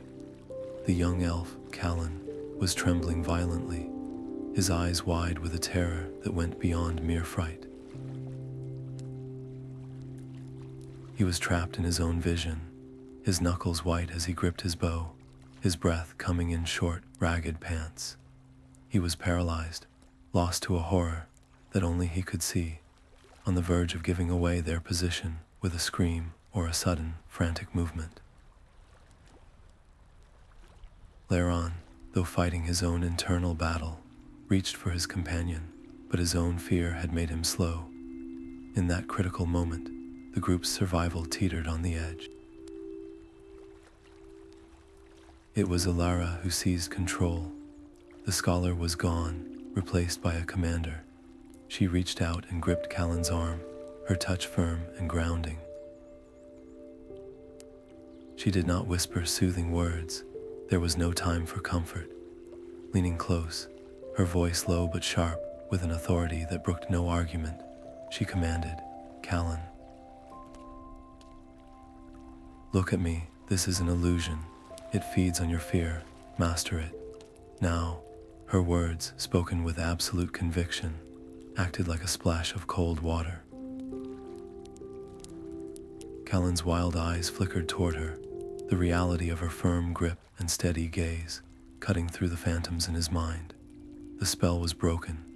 He shuddered, drawing a deep, shuddering breath as the paralyzing fear receded, leaving behind a cold sweat and a profound shame. The experience left all three of them deeply shaken. The close call with the orcs was one thing, a physical threat they understood. But this assault on their minds was a violation, a demonstration of an enemy that could attack them from within, turning their own courage against them. Elara's decision to take charge of the group's morale, to shield them with the sheer force of her own resolve, had saved them just as surely as her geological knowledge had on the mountain. It proved that leadership in the face of this shadow required not just wisdom, but an unshakable strength of will. The passing of the orc patrol left a ringing silence in its wake, but the malevolent pressure from Minas Morgul did not fade. It was a constant, humming threat in the air, a reminder that they were now in the very shadow of the enemy's stronghold. This near disaster escalated the stakes of their journey to a terrifying new level. It was no longer just about navigating a dangerous landscape or encountering its creatures. It was about moving through a territory so saturated with evil that the very air could betray them. The need for extreme stealth was paramount, but so was the need for mental fortitude. They could not afford another moment of weakness. As the last sounds of the patrol faded into the distance, they remained frozen for a long time, gathering their frayed nerves. The pale light of the tower seemed to mock their vulnerability. Finally, moving as one shadow, they slipped away from the outcrop, not daring to speak. They turned their backs on the ghastly glow of Minas Morgul, their sights now set on a sliver of hope, whispered in the tales of the Rangers, the hidden, healing valley of Ithilien, a secret garden struggling to survive on the very doorstep of the shadow. After the soul-chilling dread of Minas Morgul's proximity, the hidden veil of Ithilien felt like a whispered secret of defiance, a breath held in the very face of the enemy. The transition was abrupt and miraculous. One moment, they were picking their way through a landscape of jagged rocks and sparse, blighted shrubs. The next, they followed a narrow, almost invisible path that wound behind a curtain of thick, cascading ivy. They emerged into a sheltered basin, a pocket of resilient life, hidden from the grim plains of Mordor by high, protective walls of stone. The air, though still carrying the faint, acrid taint of the fires of Orodruin, was cleaner here, scented with the fragile perfume of herbs and the damp richness of cultivated earth. This was no grand, golden wood like Lothlorien. It was a secret garden, a desperate act of preservation maintained by the Rangers of Gondor, the silent guardians of the land. They moved with a quiet, weary grace, their faces hardened by a long, lonely war against the encroaching shadow, their eyes holding a flicker of stubborn hope that was itself a form of resistance. The garden itself was a heartbreaking sight, a testament to both incredible dedication and a losing battle. Neat rows of plants struggled for life, their leaves spotted with black lesions, their stems twisted and stunted by the poisonous fumes that drifted on the wind from the black land. Some plants were already beyond saving, their forms withered into brittle, gray husks. The Rangers worked with a quiet, urgent desperation, carefully tending to the surviving specimens, their efforts a race against a blight that seemed to grow stronger with each passing day. The conflict here was not one of dramatic clashes, but of meticulous, painstaking labor pitted against an insidious, environmental decay. Every new black spot on a leaf was a small defeat. Every wilted shoot, a reminder of the overwhelming power they faced. The tension was in the quiet sighs of the rangers, in the way they examined each plant with a mixture of hope and dread, knowing that their small bastion of life was under constant, invisible siege. When the rangers first spotted Elara and her elven companions, their reaction was not one of welcome, but of immediate, sharp suspicion. Hands went to sword hilts, and bows were drawn in a fluid, practiced motion. They were protectors of a last, fragile sanctuary, and any stranger was a potential threat. But Elara, understanding their caution, did not reach for a weapon. Instead, she slowly raised her empty hands and spoke not of her grand quest, but of the garden itself. She pointed to a particularly afflicted plant, correctly identifying the type of fungal blight that afflicted it, her scholarly knowledge instantly bridging the gap of mistrust. She explained that she had come from the White City and carried with her a means to offer aid. The leader of this outpost, a grim-faced ranger named Baronar, listened with a skeptical but weary expression. He had seen too many promises fail, yet the presence of the Sylvan Elves and the genuine authority in Elara's voice gave her credibility. He granted her a chance, a small, experimental plot of the most poisoned soil, a challenge that would test her claims. This was the moment of a critical decision. Galadriel's phial, with its precious, luminous water, was her most vital asset, a key she believed was meant for the Heart of Arda itself. To use it here, on a small, struggling garden, felt like a risk. What if she needed every last drop for the final confrontation?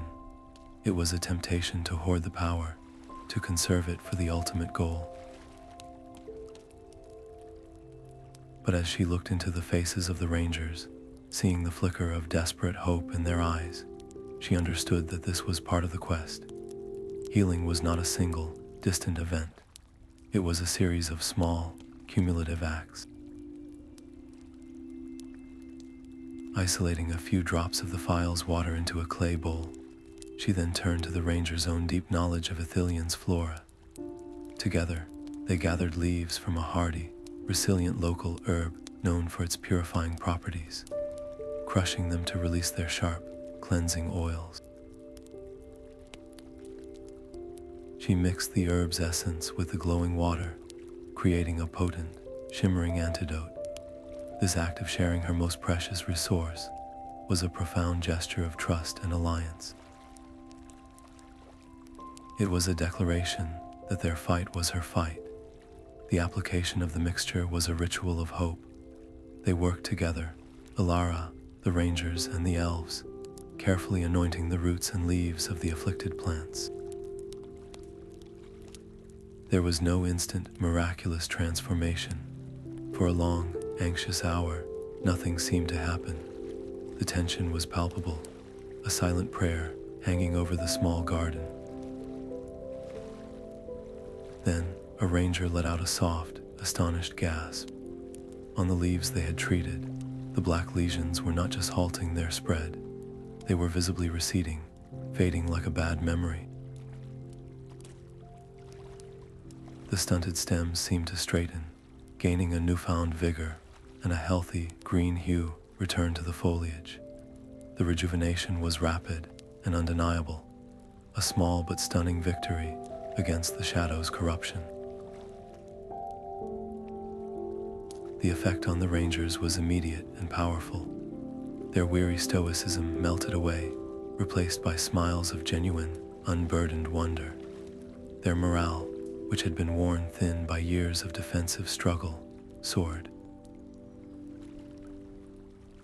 This was not a rumor or a legend. It was proof, right before their eyes, that the blight could be turned back. In gratitude, they replenished the party's supplies with fresh food and clean water, a gift of immense practical value that also symbolized a bond forged in shared purpose. This success, however, came with its own peril.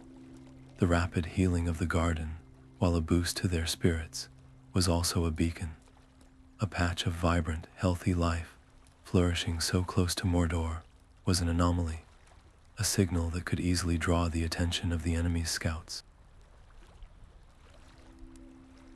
The very act of proving that healing was possible on its doorstep heightened the risk of discovery.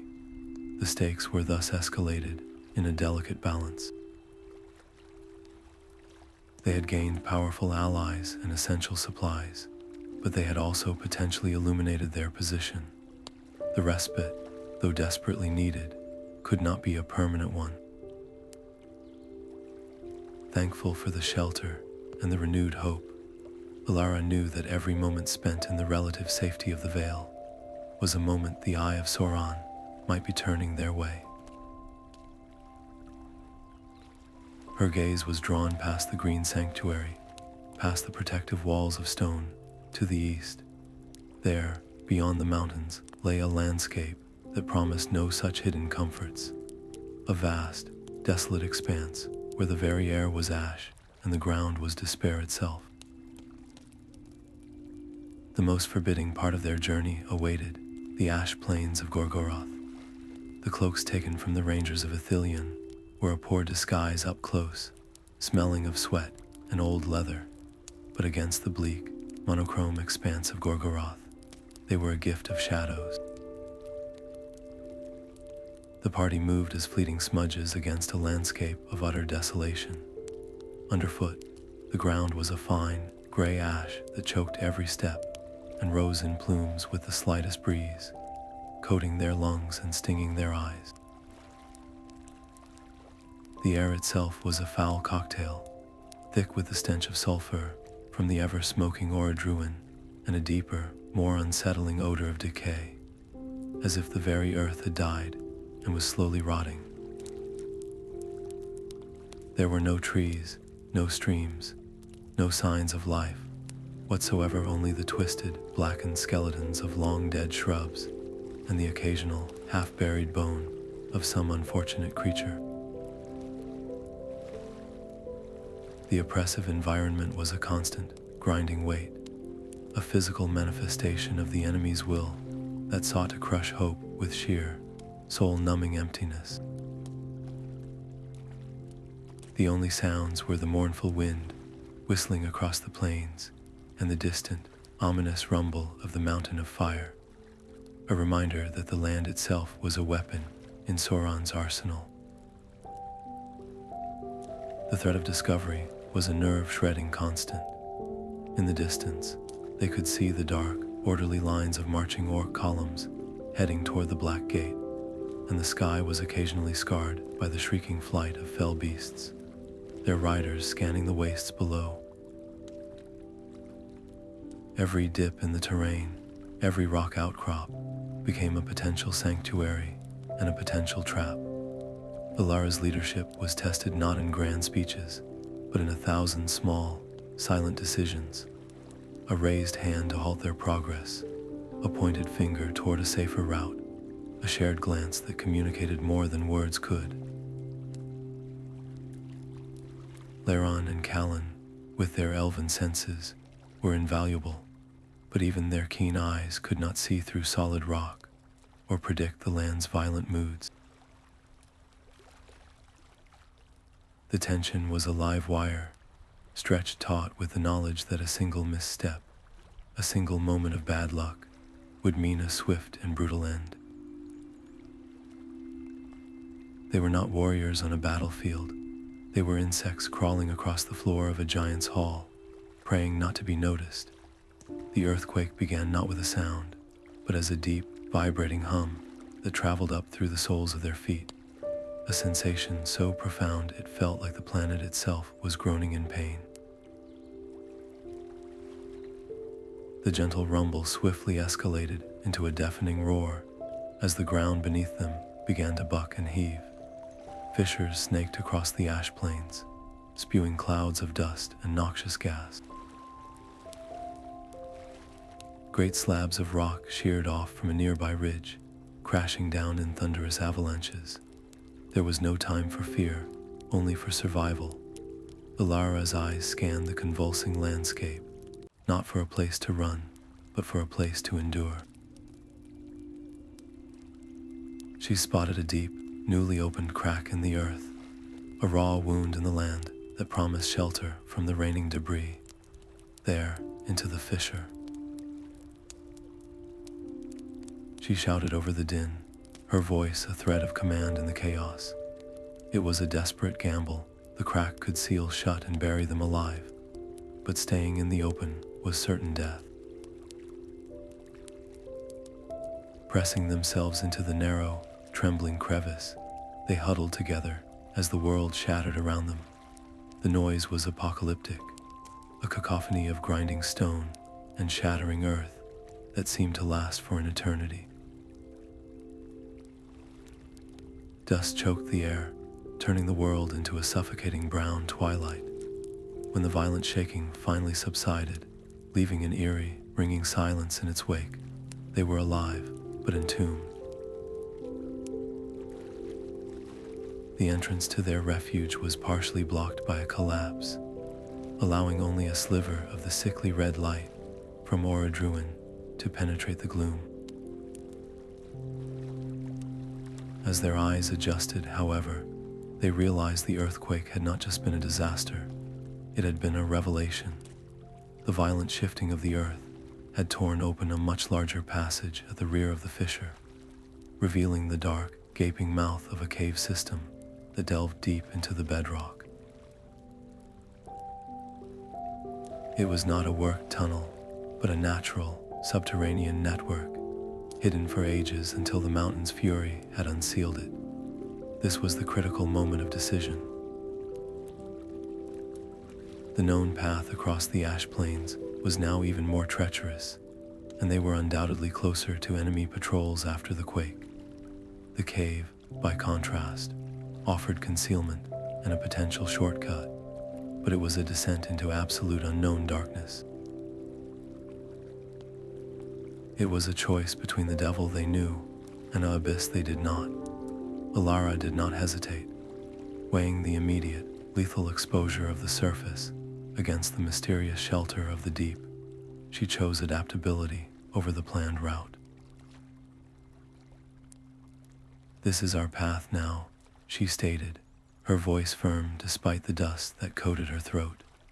"The mountain has opened a door. We will walk through it." Her decision showed a profound trust, not in maps or legends, but in the unfolding reality of the journey itself, a willingness to be guided by the world's often violent signs. This was no longer a scholar following a text. It was a seeker reading the landscape as a living manuscript. The consequences of stepping into that cave were absolute. As they moved away from the sliver of light at the entrance, the world of sun and sky vanished, replaced by a darkness so profound it felt like a physical substance.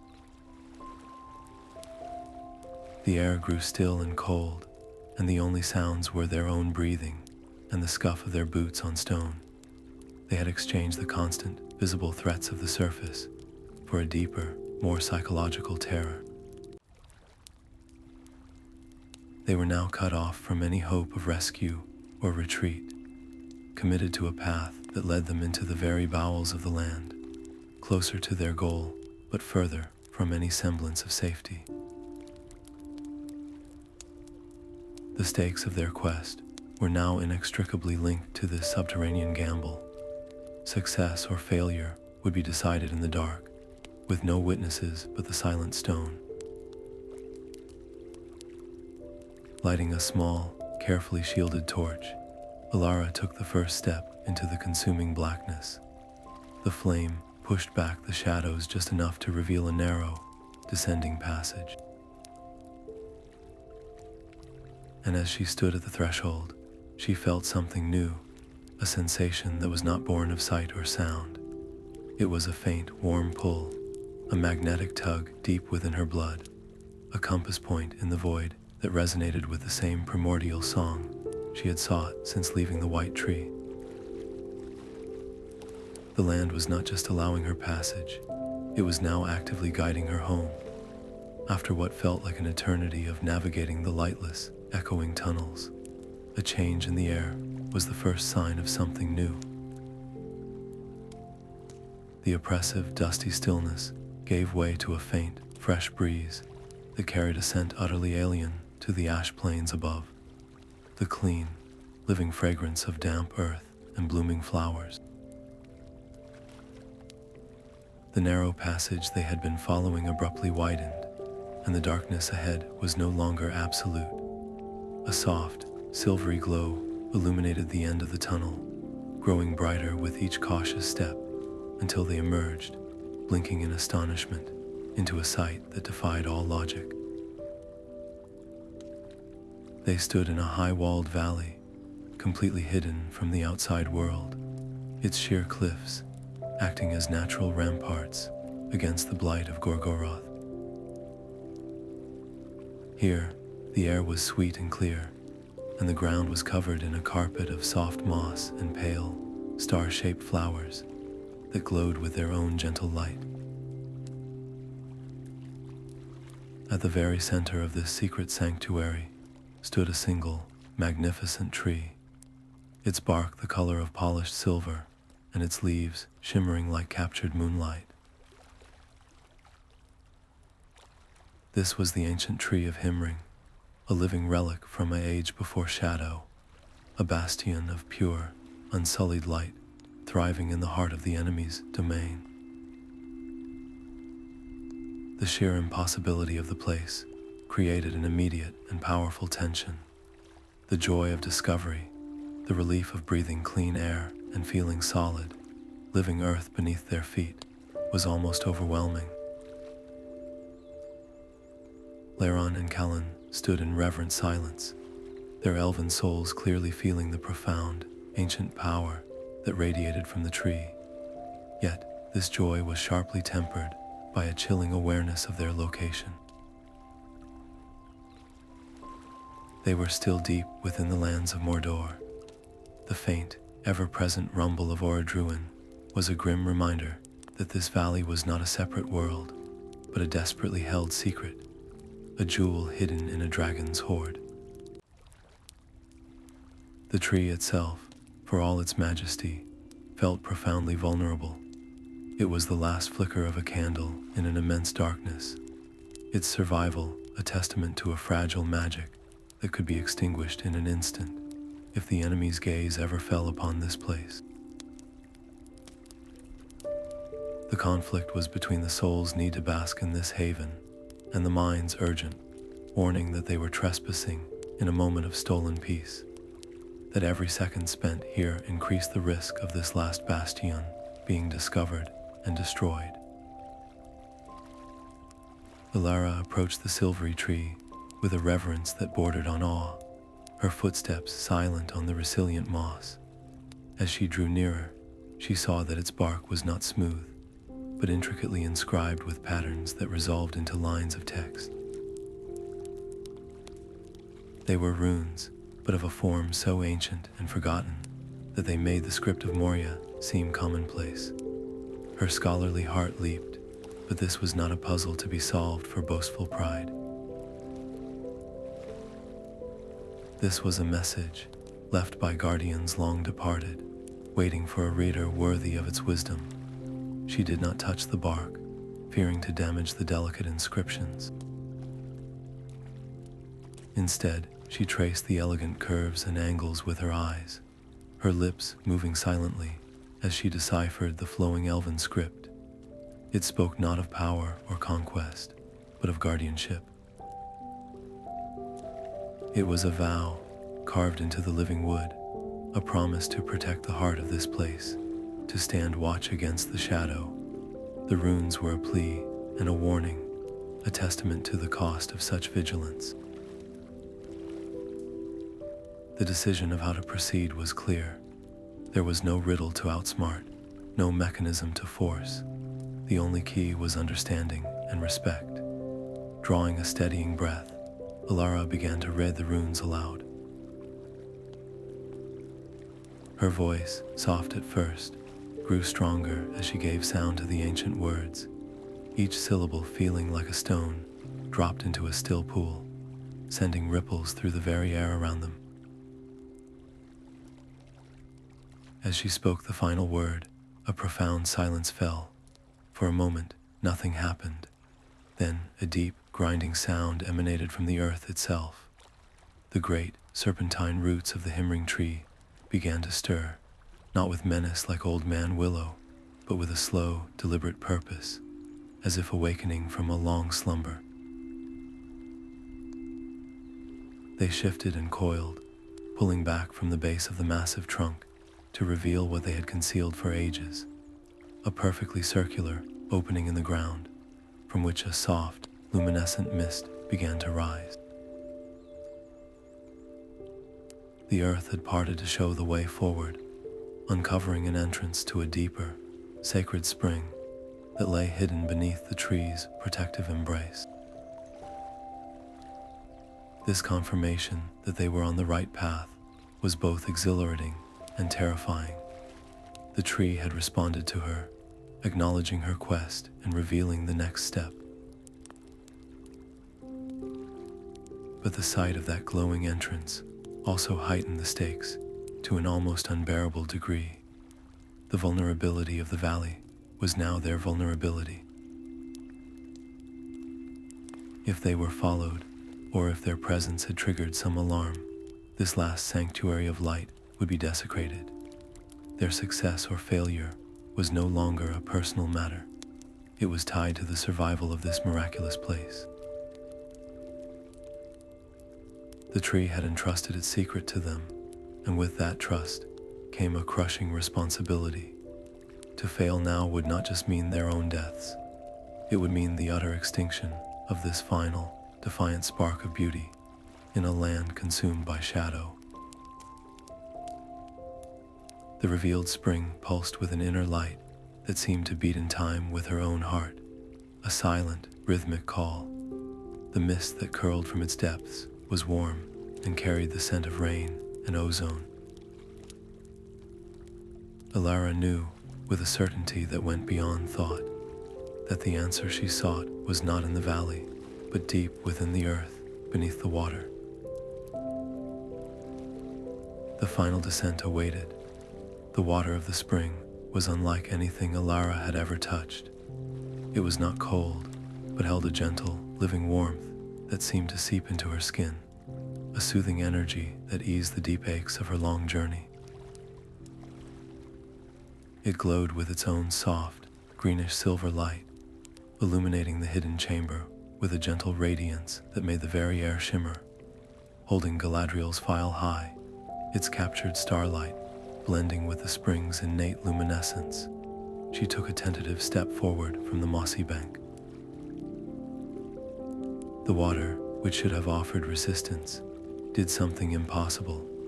As the combined light from the phial and the spring intensified, the surface of the water directly before her began to stir, not with waves, but with a purposeful, graceful motion. It was as if two invisible hands were gently parting a liquid curtain, drawing the glowing water back to reveal a sight that stole her breath. Where there had been only the spring's deep, seemingly bottomless center, a stairway of pure, white crystal was now exposed, descending into the depths. Each step seemed to be carved from a single, flawless gem, and they glowed with an inner fire, leading down into an immense cavern that pulsed with a light of its own, a sight of such breathtaking beauty and scale that it dwarfed even the glittering caves of Aglarond. A sudden, sharp intake of breath from behind her broke the spell of wonder. She turned to see Laron and Callan, their faces etched with a mixture of awe and alarm. They had moved to follow her, their duty to protect her overriding their reverence for the moment, but an unseen, gentle but unyielding force held them fast at the water's edge. It was not a wall or a barrier they could see. It was as if the air itself had solidified before them, a palpable field of energy that allowed them to go no further. Elrond placed a hand against the invisible boundary, his palm flattening against nothingness, a look of profound frustration on his face. Callan called out her name, his voice tight with concern, but the sound seemed muted, as if the sacred space was already isolating her from the world she had known. This was the moment of ultimate separation. The fellowship that had sustained her through the perils of Mirkwood and the horrors of Gorgoroth was now severed. The comforting presence of her companions, their strength and their silent support, was being withdrawn. She was truly on her own. A cold spike of pure, primal fear shot through her.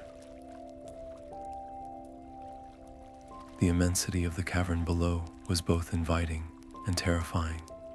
To descend into that unknown alone, without the keen eyes of the elves or their steadfast courage, felt like a form of suicide. Every instinct honed by a lifetime of caution and scholarly deliberation screamed at her to retreat, to find another way, to not abandon the only allies she had in this cursed land. The conflict was a whirlwind in her heart, the terror of solitude battling against the hard-won faith that had carried her this far. This was the final test before even reaching the heart, a trial of her willingness to trust the path completely, to believe that the journey was meant for her and her alone. She looked from the anxious faces of her friends, trapped by an ancient magic, to the glowing stairway that beckoned her into the deep. The decision crystallized in that suspended moment. She realized that this was not a rejection of their aid, but a necessary purification of the quest. The Heart of Arda would not be approached by a committee or a war party. It would only reveal itself to a single, willing soul, stripped of all external support, standing utterly vulnerable and true, with a resolve that felt both fragile and unbreakable. Elara turned back to her companions. She met their worried gazes and gave them a slow, deliberate nod. It was not a gesture of farewell, but one of assurance and acceptance. She was telling them that she understood, that this was as it must be. There were no words that could cross the invisible barrier without losing their meaning. This silent communication was enough. By accepting the solitude, she was embracing the full weight of her purpose. The stakes of her quest were now absolute and terrifyingly personal. There would be no witnesses to her triumph or her failure. If she succeeded, the world would know by its renewal, but no one would see the act itself. If she faltered in the depths, if her courage failed, or her understanding proved insufficient, she would vanish without a trace, her fate forever a mystery, and the hope of Gondor would die with her in the silence. This was the culmination of every risk she had taken, every fear she had faced, distilled into this one solitary step onto the glowing stair. Taking a deep, steadying breath that filled her lungs with the spring's sweet, ozonic air, Elara turned her back on the world of light and companionship. She did not look back again. Placing her foot on the first crystalline step, she began her descent into the heart of the mountain, the waters of the spring flowing silently back into place above her, sealing her into the luminous unknown. The descent down the luminous crystal stairway felt like moving through the heart of a star. The air grew thick with a palpable energy, a humming resonance that was not a sound heard by the ears, but a vibration felt in the very marrow of her bones. It was the song of the earth itself, a low, steady pulse that spoke of immense age and profound peace. When the stairs finally ended, Elara stepped into a cavern so vast its ceiling was lost in a soft, golden haze, like an eternal dawn. But it was not the size of the chamber that held her breath captive. It was its contents. Before her, stretching away into the glowing distance, was a living tapestry of roots. They were not the dark, gnarled things of a forest floor, but strands of woven light, each one glowing with its own soft, internal radiance in shades of silver, gold, and the deep green of a twilight sea. This was the Chamber of Roots, a nexus where the lifeblood of every great tree in Middle-earth, from the white tree of Gondor to the oldest Malorn in Lothlorien, converged in a silent, pulsating network. It was a map of the world's vitality, written in threads of living light. The sheer scale and beauty of the sight created an immediate and powerful tension within her. After a journey of such peril and haste, driven by the relentless ticking of a dying tree in a far-off city, her every instinct screamed to rush forward, to find the center of this web and claim the prize she had sacrificed so much to reach. The goal felt impossibly close, a tangible presence just beyond the intricate lattice. Yet, the chamber itself imposed a different law, a quiet but absolute demand for reverence. The roots were not an obstacle to be overcome. They were the sacred essence of the place, a living, breathing system of unimaginable delicacy and importance. To treat them as a mere barrier would be a profound sacrilege. The conflict was visceral, a war between the desperate urgency that had fueled her for weeks and the patient, gentle precision that this sanctum required. It was a test not of her courage or her knowledge, but of her fundamental character. Could she, in this ultimate moment, quiet the frantic voice of her mission and listen to the quiet voice of the world? Her decision was not a conscious thought, but an embodied understanding, a lesson learned and internalized from every step of her journey. She remembered the patient song that had soothed Old Man Willow, the respectful communion with the stone singer, the lament offered to the Gladden fields. Force and haste had never been the answer. Empathy and reverence had always opened the way. To rush now would be to betray the very principles that had brought her here. She took a long, slow breath, consciously releasing the tension from her shoulders and the urgency from her heart. She would move with the patience of a gardener, tending to the most fragile of seedlings, with the grace of a scribe, illuminating a priceless manuscript. Every step would be a prayer, every movement an offering of respect. The fate of Middle-earth would not be won by a desperate lunge, but by a mindful, deliberate dance. And so she began, her progress measured not in distance, but in intention. She did not look for a direct path, but for the spaces between, for the gentle curves and natural arches formed by the intertwined roots. At times, the way was so narrow, she had to turn sideways, holding her breath as she slid through a gap, feeling the warm, vibrant thrum of the roots against her back and chest. At other times, she had to crouch low, crawling beneath a low-hanging loop of light, her head bowed not in submission, but in acknowledgement of a greater power. Her hands, when she needed to steady herself, touched the roots with the lightness of a butterfly's wing, feeling the life flowing within them like a slow, deep river. It was an agonizingly slow process. Minutes stretched into what felt like hours, each one a lifetime of focused attention.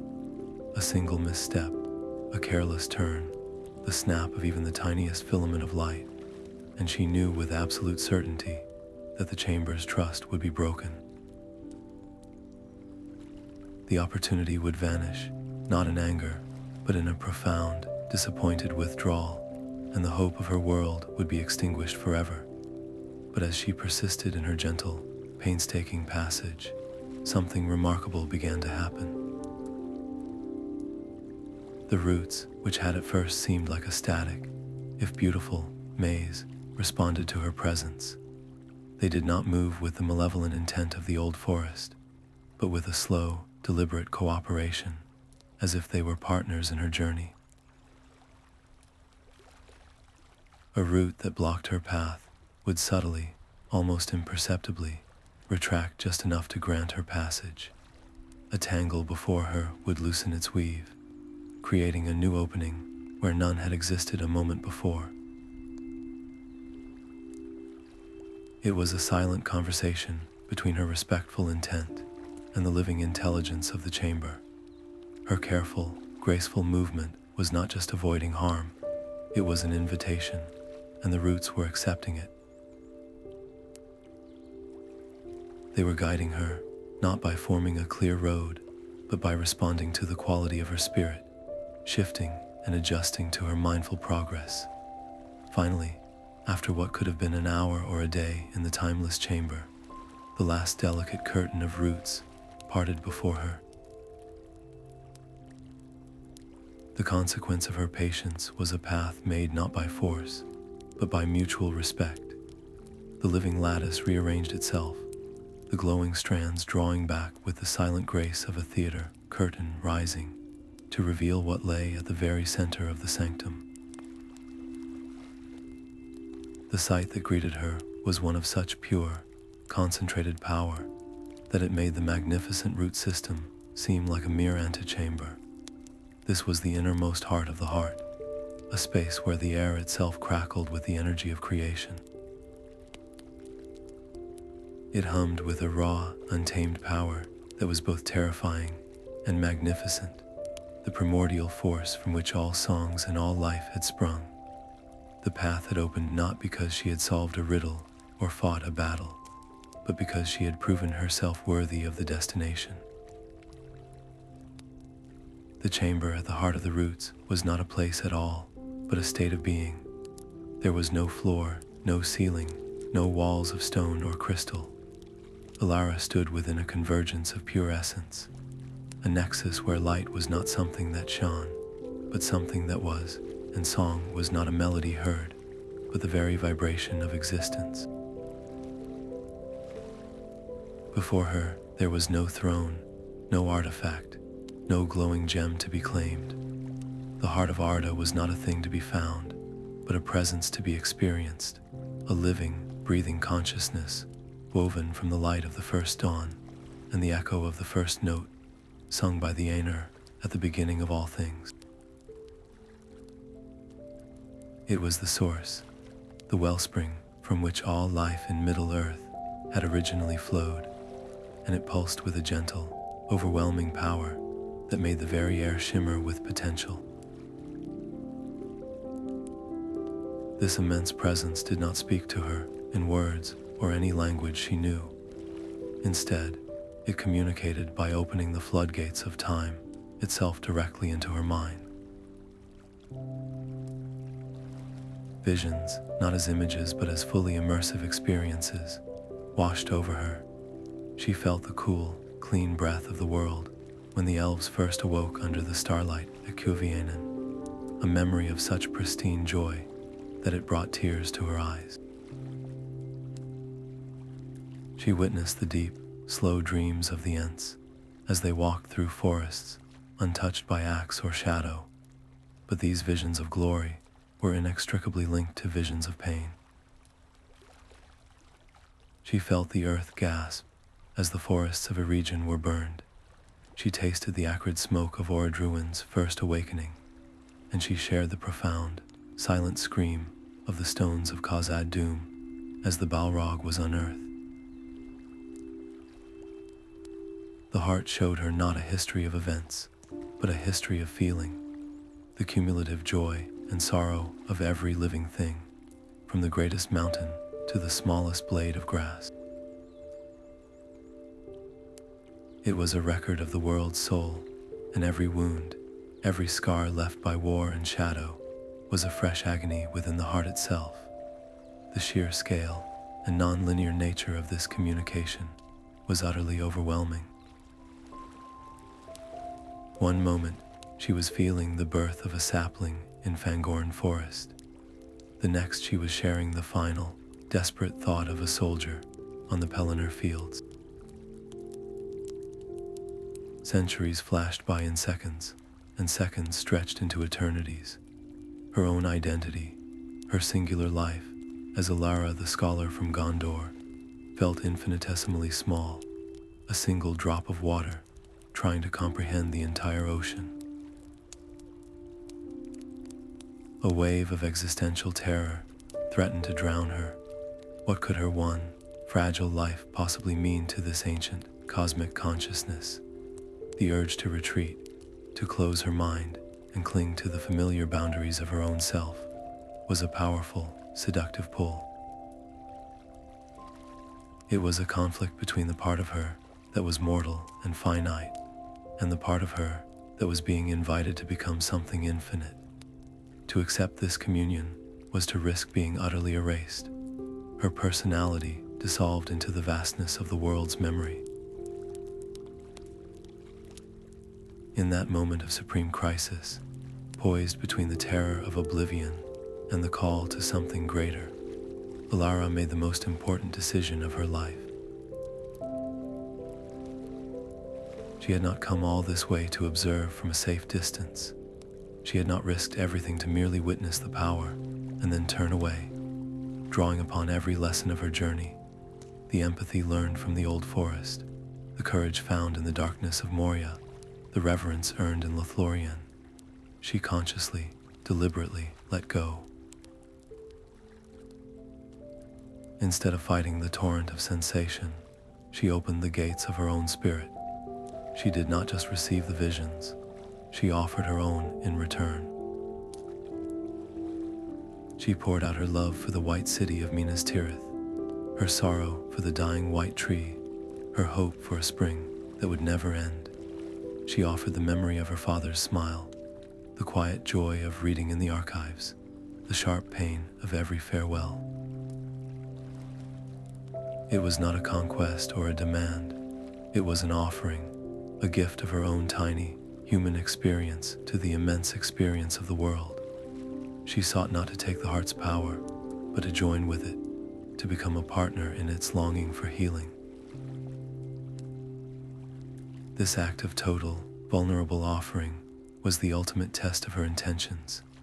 Had there been any shred of greed in her heart, any desire to use this power for glory or for Gondor alone, the communion would have shattered and the heart would have withdrawn, leaving her empty-handed in the dark. But her quest had never been about personal gain. It had been born from a love for her people that had grown, step by step, into a love for all peoples, and finally, into a love for the very land itself. The heart recognized this purity. As her spirit merged with the light, the chaotic torrent of visions began to coalesce into a coherent understanding. She saw not just the wounds, but the patterns of healing, how a song of remembrance could soothe a haunted marsh, how a gesture of respect could awaken a slumbering forest, how a single act of selfless courage could ripple outwards and change the fate of kingdoms.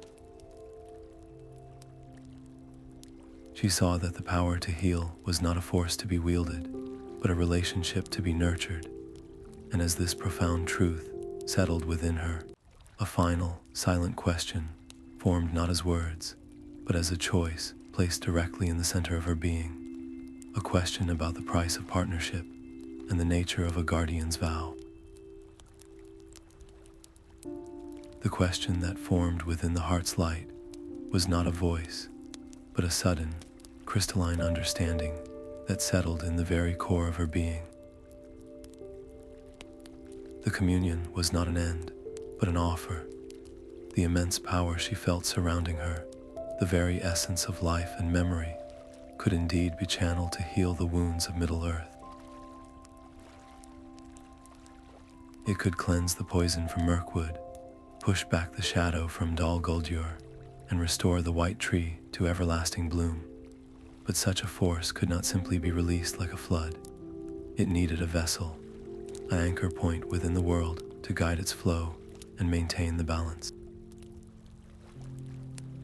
That anchor would have to be a living soul, a consciousness that would act as a bridge between the primordial heart and the living land.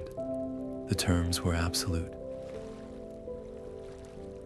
If she chose to become this guardian, the essence of Arda would flow into her and through her forever. She would become a permanent part of the world's circulatory system, her own life force, inextricably woven with the health of every forest, every river, every stone. The girl from Gondor, with her dreams of a quiet life among books and the familiar streets of her city, would cease to exist. There would be no return to the archives, no peaceful old age, no family of her own.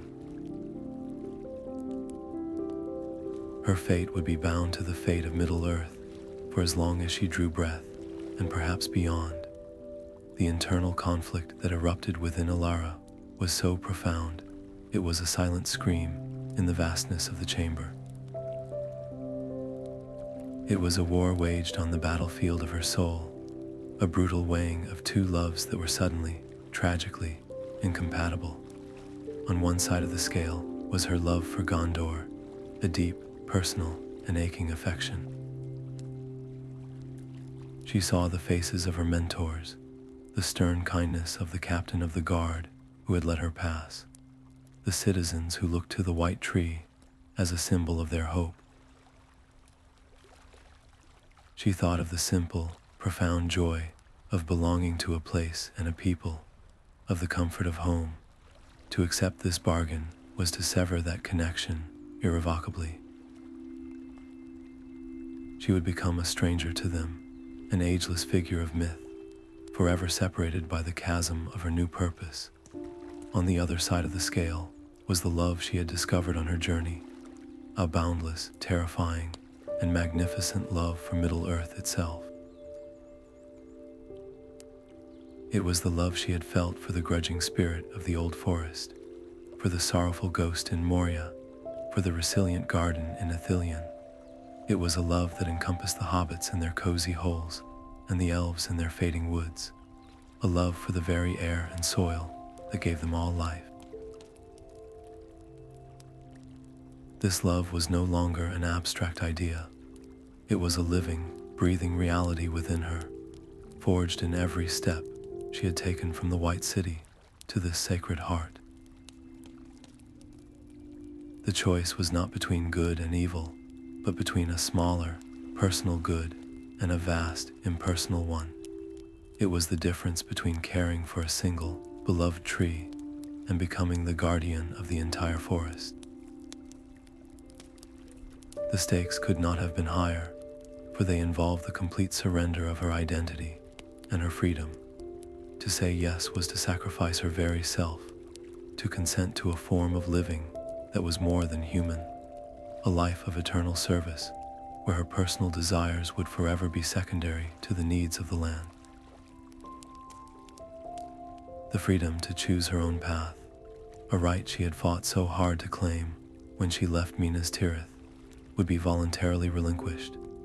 The weight of this decision was a physical pressure, a crushing gravity that threatened to extinguish her individual spark. She saw two futures unfold before her. In one, she walked away, carrying the memory of this power, but leaving the heart slumbering, the land continuing its slow decline, the shadow growing stronger until even the White City fell. In the other, she said yes, and Gondor would be saved. The forests would heal, but Elara, as she knew herself, would be gone, replaced by a steward of the earth. In a moment of agonizing reflection that felt both instantaneous and eternal, Elara searched the depths of her own heart. She thought of the falling petal that had started it all, a symbol of an ending that she had refused to accept.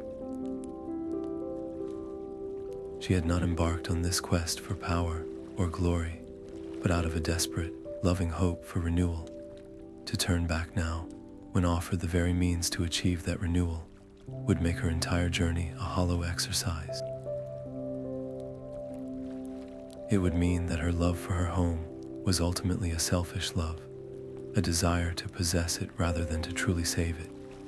True love, she realized in a flash of painful clarity, was not about holding on, but about letting go. It was about being willing to sacrifice the part of yourself that wants to belong for the sake of the thing you belong to. Her love for the people of Gondor was real, but it was contained within the walls of a city. Her love for Middle-earth was boundless. It was this greater, all-encompassing love that tipped the scales. The needs of the one could not outweigh the needs of the many. The dream of a quiet life could not outweigh the hope for an entire age of healing. With a resolve that was both heartbreaking and triumphant, Elara made her decision.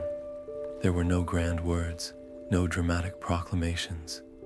In the profound silence of the heart, she simply opened herself completely, holding nothing back. Her acceptance was a whisper in her mind, a final, gentle release of her former self. I will, she thought, or perhaps felt, offering her life as the anchor. The response was immediate and overwhelming.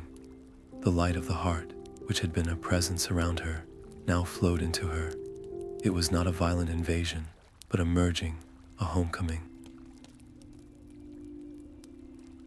She felt it fill every part of her being, not as a foreign power, but as a truth she had always carried unknowingly.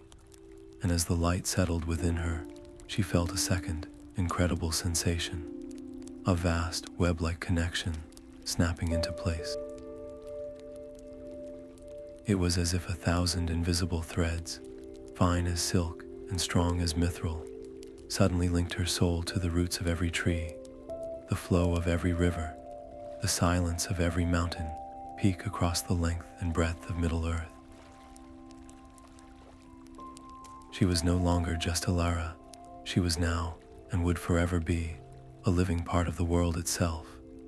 The moment Elara's whispered acceptance faded into the light, the chamber did not simply brighten, it became the source of a new sun.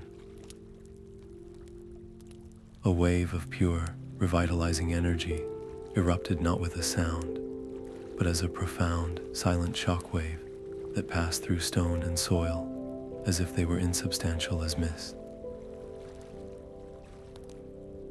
It flowed outwards through the luminous root system, a tide of healing that traveled along the ancient, living pathways, connecting every corner of Middle-earth.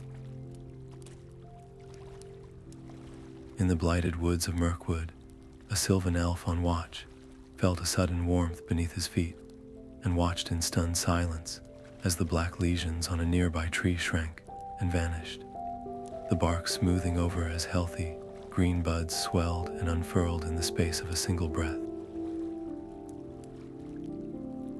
Deep in the mines of Moria, the oppressive gloom seemed to lighten by a fraction, and a single, pure white flower pushed its way through a crack in the stone floor, a sight unseen in that darkness for an age of the world.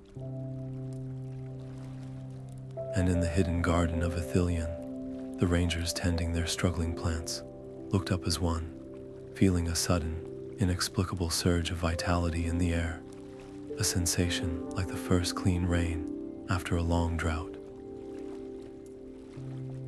But the most profound and visible change occurred thousands of miles away, in the highest court of Minas Tirith. The white tree of Gondor stood as it had for so long, its branches bare and brittle, a stark monument to a fading line and a dwindling hope. The guards on duty, accustomed to its sorrowful presence, did not notice the change at first. Then, A low, shuddering groan emanated from the ancient trunk, a sound of waking life that had not been heard in centuries. Every eye in the citadel turned toward it. As the tremor subsided, a collective gasp rippled through the crowd. From a branch that had seemed deader than stone, a single, vibrant green leaf emerged, unfurling with impossible speed to catch the morning sun. It was a small thing, a single point of color against the white stone and gray sky, but its significance was as vast as the kingdom itself. It was not just a leaf, it was a promise fulfilled, a signal that the long decline was over. The change was instantaneous and palpable, a shockwave of renewal that was felt not as a physical force, but as a lifting of a great weight from the heart of every person, every creature, and the very land they walked upon. Back within the chamber, the release of that immense energy was both a triumph and a trial for Elara. As the conduit for the world's rebirth, she was the epicenter of the transformation. The light that had flowed into her did not simply reside within her, it remade her. The physical sensation was not of pain, but of an overwhelming, ecstatic fullness, as if every cell in her body was being tuned to a higher, purer frequency. Her mortal frame, shaped by a single, short life, now hummed with the accumulated memory of mountains and the patient rhythm of forests. The spiritual transformation was even more profound. The boundaries of herself, the singular consciousness that was Elara the scholar, dissolved and then reformed on a grander scale. She could feel the joy of the newly healed grove in Ithilien, as if it were her own joy, and the deep, slow contentment of the Ents of Fangorn as a steady, grounding pulse in her soul. She was no longer just in the world was now irrevocably in her. In this moment of cosmic realignment, there was no decision left to make. The choice had been made in the silence that preceded the storm. Now, there was only the consequence, the living reality of the bargain she had accepted. Where once there might have been fear or regret for the life she was losing, there was now only a profound and peaceful embrace. She did not fight the change, she welcomed it, opening herself completely to the new existence flowing through her. The love for her home that had launched her quest had expanded into a love so vast and unconditional that the sacrifice of her individual future felt not like a loss, but like the natural and necessary price for this greater connection. She was becoming the embodiment of the hope she had carried for so long. The success of her quest was now undeniable, confirmed on a scale she could never have imagined while studying her dusty scrolls. This was not a local miracle or a hidden secret. It was a global awakening. From the Shire to the Grey Havens, beings of all races who were sensitive to the subtle music of the world felt a shift in the harmony of things, a sudden, inexplicable lifting of a shadow they had grown so accustomed to they barely noticed it anymore. The stakes of her journey had been the fate of Middle-earth itself, and in the space of a single, breathtaking moment, that fate had been altered toward light and life. Yet, even as this monumental victory echoed across the continent, Elara's most personal journey was only just beginning. The quest to find the heart was over. The lifelong task of learning to live as its guardian was about to start. The immense wave of energy began to subside, its initial, explosive release settling into a steady, thrumming current that now flowed steadily from her and through the roots, a permanent circuit of healing. The blinding light in the chamber softened to a gentle, internal radiance that seemed to emanate from Elara's own skin. She stood calmly, her form subtly altered, her eyes holding the light of stars and deep earth, as the sound of rushing footsteps echoed from the passage behind her.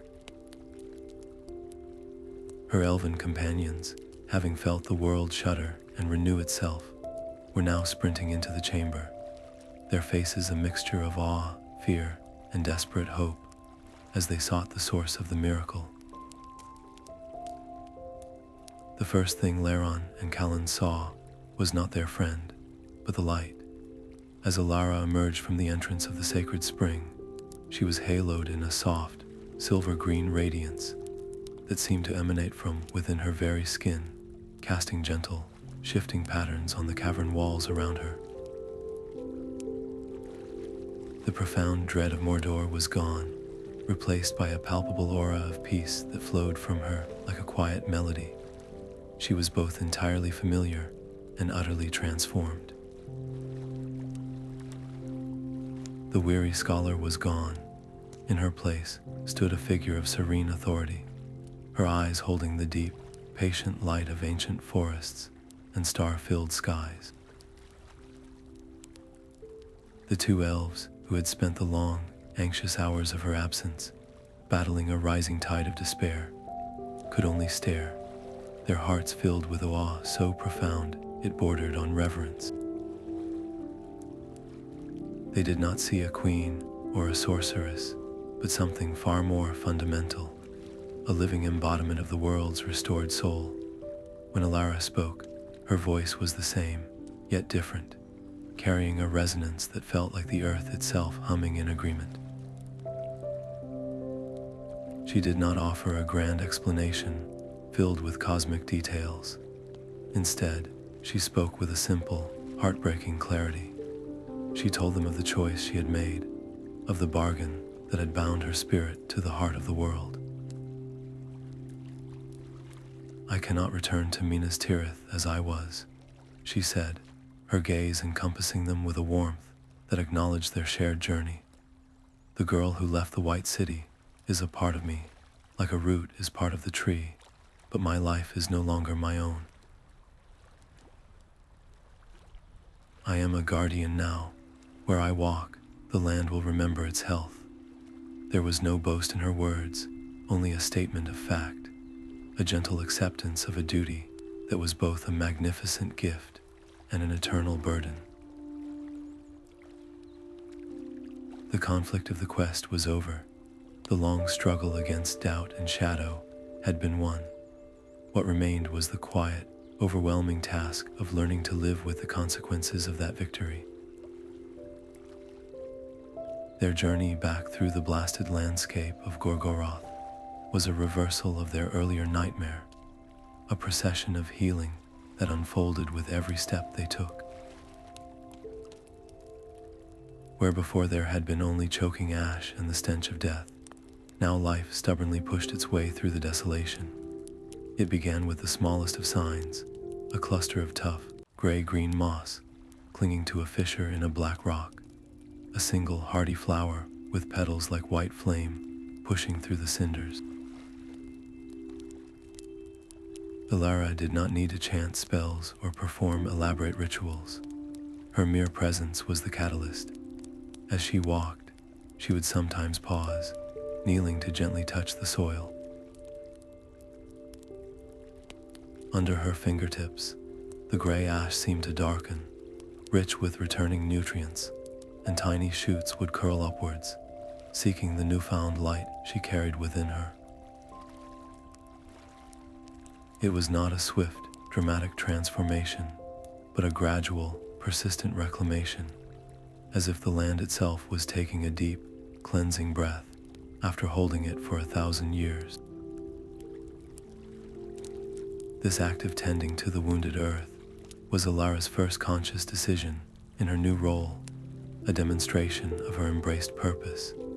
She was no longer a passenger or a fugitive. She was a gardener on a continental scale. She learned to listen to the subtle needs of the soil, to feel the faint cries of the poisoned streams, and to respond with a focused intention that directed the healing energy flowing through her. The journey became a slow, deliberate pilgrimage of renewal. They were no longer hiding from patrols.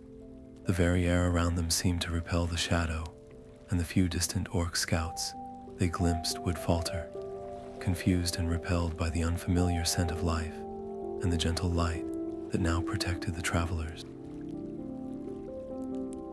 The focus of their mission had shifted completely. The stakes were no longer about achieving a single goal, but about managing the ongoing, miraculous consequences of a world reborn. They were witnessing the first fragile hours of a new age, and their responsibility was to shepherd that hope safely back to the world of men and elves. As they finally left the oppressive darkness of Gorgoroth behind and crossed into the more familiar, though still scarred, terrain near the borders of Ithilien, the signs of renewal grew stronger. Patches of healthy grass spread like emerald pools, and the twisted trees began to show buds of new growth.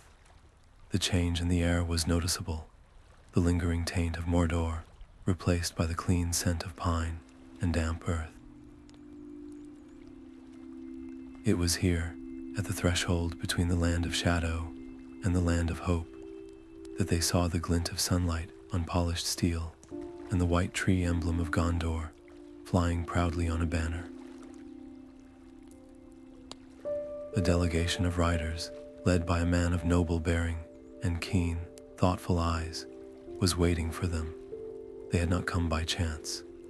The steward, Faramir, had felt the great shudder of renewal that had passed through the earth, had seen the white tree bloom, and following a pull he could not explain, had ridden out with his most trusted rangers to seek the source of the miracle. Their arrival marked the end of Elara's solitary journey and the beginning of a new chapter, where the renewal of the land would meet the hope of its people. The sight that greeted Faramir and his riders as they crested the final rise was one that would be etched into the annals of Gondor's history, not as a battle won, but as a mystery unveiled. They had followed the rumors of a green trail through the blight of Ithilien, a path of new growth that defied all reason, and the subtle, guiding pull in their own hearts that had led them eastward. And there, at the edge of the renewed land, they found the source. It was not an army or a wizard, but a single figure, a young woman they had once known as a quiet scholar, now standing bathed in a soft, internal light that seemed to harmonize with the very air around her. Flanked by two sylvan elves whose postures spoke not of guard, but of deep reverence, Elara was a vision of tranquil power. The land itself seemed to lean toward her, the grass greener at her feet, the air sweeter in her presence. For Faramir, a man steeped in the lore of his people and sensitive to the unseen world, the truth of what he was witnessing struck him with the force of a physical blow. This was no mere miracle worker. This was the answer to the silent prayer of the white tree, the embodiment of the hope that had blossomed in the Citadel court. His reaction was both spontaneous and profoundly symbolic. As he dismounted, the clatter of his armor was the only harsh sound in the peaceful clearing. He did not stride forward to greet her as a steward would a returning citizen. Instead, he walked slowly, his keen eyes taking in the impossible reality before him, and then, in a gesture that hushed his entire company, he went to one knee. It was not the kneel of a subject to a monarch, with head bowed in fealty. This was something far older and more meaningful. He knelt as a steward, a caretaker, before the living heart of the kingdom itself. He was acknowledging a power greater than any crown, authority that resided not in lineage or law, but in the very soil and soul of the land he was sworn to protect. The tree has spoken to us, he said, his voice clear and steady, carrying over the quiet field. "It has shown us a new leaf, and now it shows us its root. Gondor welcomes you home, not as you were, but as you are become." In that simple, powerful act, Faramir did what no decree or proclamation could ever achieve. He legitimized her transformation in the eyes of the state, bridging the chasm between the tangible world of politics and the intangible world of spirit that Elara now represented. The moment was thick with a complex, unspoken tension. The riders behind Faramir, hardened soldiers of Gondor, shifted uneasily. They saw their lord, the steward, kneeling before a woman they remembered as a dreamy archivist. How were they to behave? Should they kneel too? The social and political structures that had governed their entire lives offered no protocol for this. The conflict was not one of swords, but of understanding. Everyone present, from the highest lord to the simplest soldier, was being forced to adjust their perception of reality. Elara herself felt this tension acutely. She saw the confusion and awe on their faces, and she understood that her return would not be a simple celebration. It would require a new language of interaction, a new way for power to be recognized and respected. Her old life, with its clear hierarchies and familiar relationships, was gone forever, replaced by a role that was as undefined as it was immense. Elara's response was a masterful act of grace and wisdom. She did not bid Faramir to rise with a royal wave, nor did she shy away from the honor he bestowed. Instead, she stepped forward and gently placed a hand on his shoulder, a gesture of acknowledgement and equality. "Please rise, Lord Faramir," she said, her voice carrying the same warm, earthy resonance it always had, yet now imbued with an undeniable weight. A steward kneels to no one but the land he serves, and it is that service we must now discuss. In accepting the role he offered, she immediately reframed it. She was not there to rule over Gondor, but to counsel its ruler. She used her newfound authority not to command, but to advise, turning the moment from one of submission into one of alliance. She spoke to him of the land's needs, not in the abstract terms of a scroll, but with the intimate knowledge of one who could feel its every ache and joy. She told him of the deep wounds that still festered in places like the dead Marshes, and how the king's laws could be gently shifted to encourage farming practices that would heal the soil rather than drain it, of setting aside lands where the forests could regrow without axe or fire. She was offering him a new dimension of governance, where the health of the kingdom was measured not just by the strength of its walls, but by the vitality of its earth. This integration of a spiritual dimension into the practical machinery of Gondor's government represented a seismic shift in the political landscape.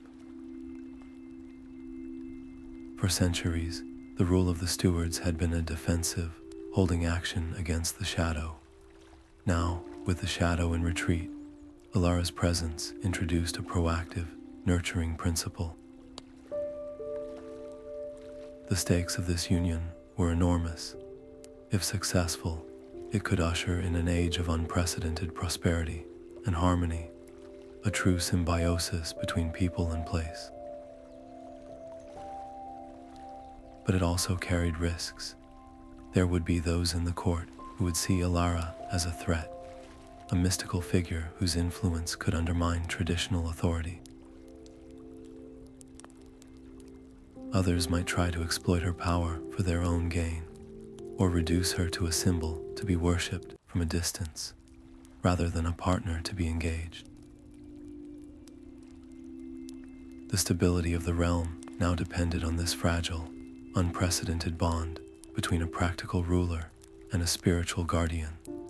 Seeing the wisdom in her eyes and feeling the truth of her connection to the white tree that now bloomed in his city, Faramir did not hesitate. Minas Tirith has been a city of soldiers for too long, he said, his gaze sweeping from Elara to the renewed landscape around them. It is time for it to become a city of life again. Will you return with us? Will you help us anchor this new hope in the very stone of the White City? The invitation was more than a request.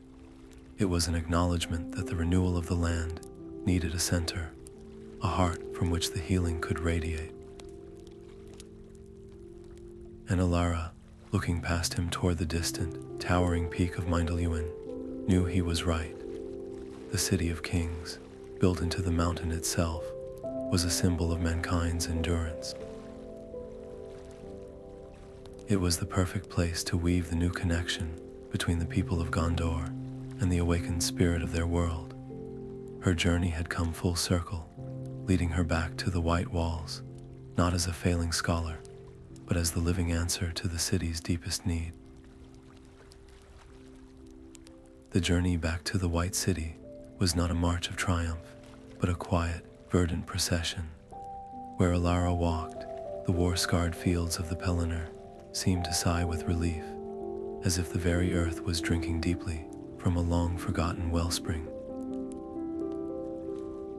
Patches of hardy clover and bright golden starflowers sprang up in the hoof prints of the riders, a living carpet unfurling before the gates of Minas Tirith.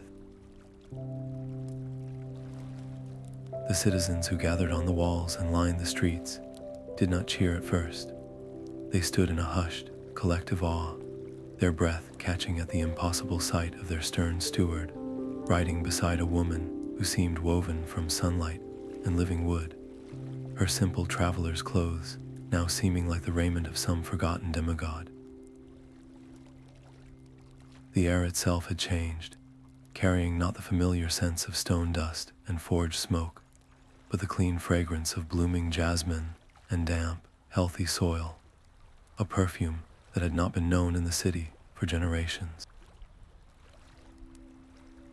As they ascended through the 7 levels, the silence broke into a wave of murmured wonder that swelled into a soundless jubilation. People did not shout, they wept, reaching out not to touch her, but to brush their fingers against the leaves of the plants that had already begun to vine their way up the ancient stonework, as if the city itself was waking from a centuries-long slumber.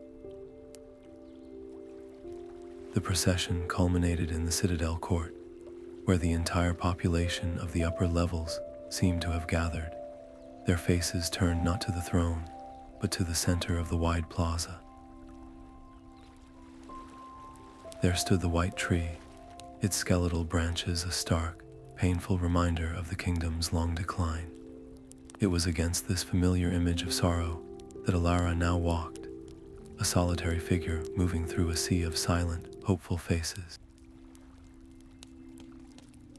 All the miles, the terror, the sacrifices, converged on this single point. This was the moment the falling petal had foretold. She approached the ancient trunk with a reverence that was palpable to every onlooker. There was no grand ceremony, no incantation shouted to the heavens. The act was one of profound simplicity, a homecoming. She placed her bare hands upon the rough, gray bark of the tree, closing her eyes as if listening to a whisper only she could hear. For a heart-stopping moment, nothing happened. The crowd held its breath, the hope in the air so fragile it felt like it might shatter. Then, a tremor passed through the tree, a deep, groaning shudder that was felt through the stone of the court, more than heard. A collective gasp rippled through the crowd as a wave of pure, silver light flowed from Elara's hands, spreading up the trunk like liquid starlight, chasing the gray death from the bark and replacing it with a vibrant, living white. What happened next was not a gradual blooming, but an explosion of life. From every branch, from twigs that had seemed deader than stone, buds swelled and burst open in a matter of seconds, not with the tentative green of spring, but with the full, radiant glory of 1,000 perfect white flowers. Their petals were like captured moonlight, and their centers held a soft, golden light that pulsed in time with a heartbeat that seemed to emanate from the roots of the mountain itself. A scent washed over the city, a sweetness so pure and potent, it washed away the last vestiges of memory of war and despair. It was the smell of snowmelt on high meadows, of clean air after a storm, of a peace so deep it felt ancient. The tree was no longer a symbol of a lost kingship. It was a beacon, its light shining from the peak of the city, visible across the Anduin Vale, a declaration that the shadow had been broken not by a sword, but by a seed.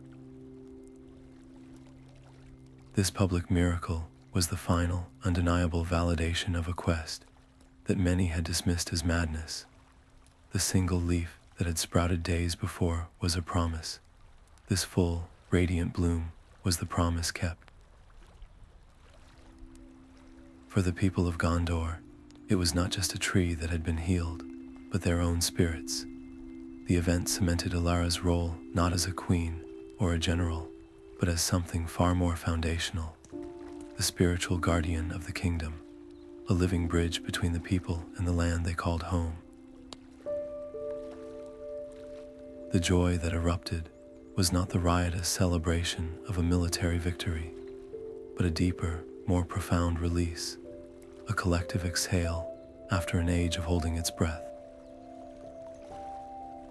Children laughed and danced under a shower of falling petals, and old soldiers wept unashamedly, feeling the weight of a lifetime of battles finally lift from their shoulders.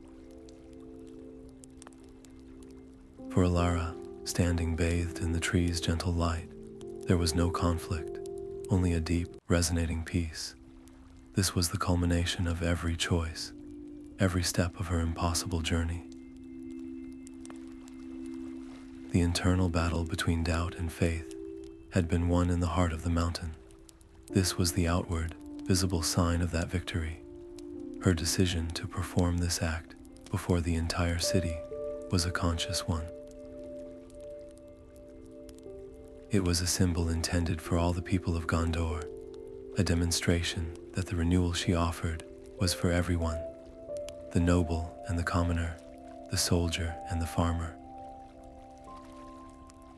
It was an act of unity, a silent sermon that true power lay not in dominating the land, but in partnering with it, in listening to its needs and honoring its spirit. The stakes of this moment could not have been higher, for they were the stakes of belief itself. Had the tree remained dormant, her entire quest would have been rendered a curious footnote, a story of a scholar who wandered into the wild and returned with strange tales. But this radiant, public flowering was an escalation from personal success to historical turning point. It validated not only her sacrifice, but the very existence of the ancient powers she had sought, proving to a skeptical world that the old magic was real, that the heart of the world still beat, and that it would answer a call made with pure intent. The success of her quest was now woven into the fabric of reality, a fact as solid as the white stone of the city walls. As the citizens celebrated around her, their faces turned upward in wonder. Elara's own gaze drifted past the jubilant crowd, past the high walls of the citadel, to the vast lands stretching out to the horizon. The white tree was saved, but she knew with absolute certainty that her work had only just begun. A single tree, no matter how radiant, was just one note in the world's great song. The melody of healing needed to be carried to every corner of Middle-earth. The celebration in Minas Tirith was a profound and beautiful thing, a city breathing freely for the first time in generations. But for Elara, the noise of the crowd and the weight of their gratitude began to feel like a new kind of wall.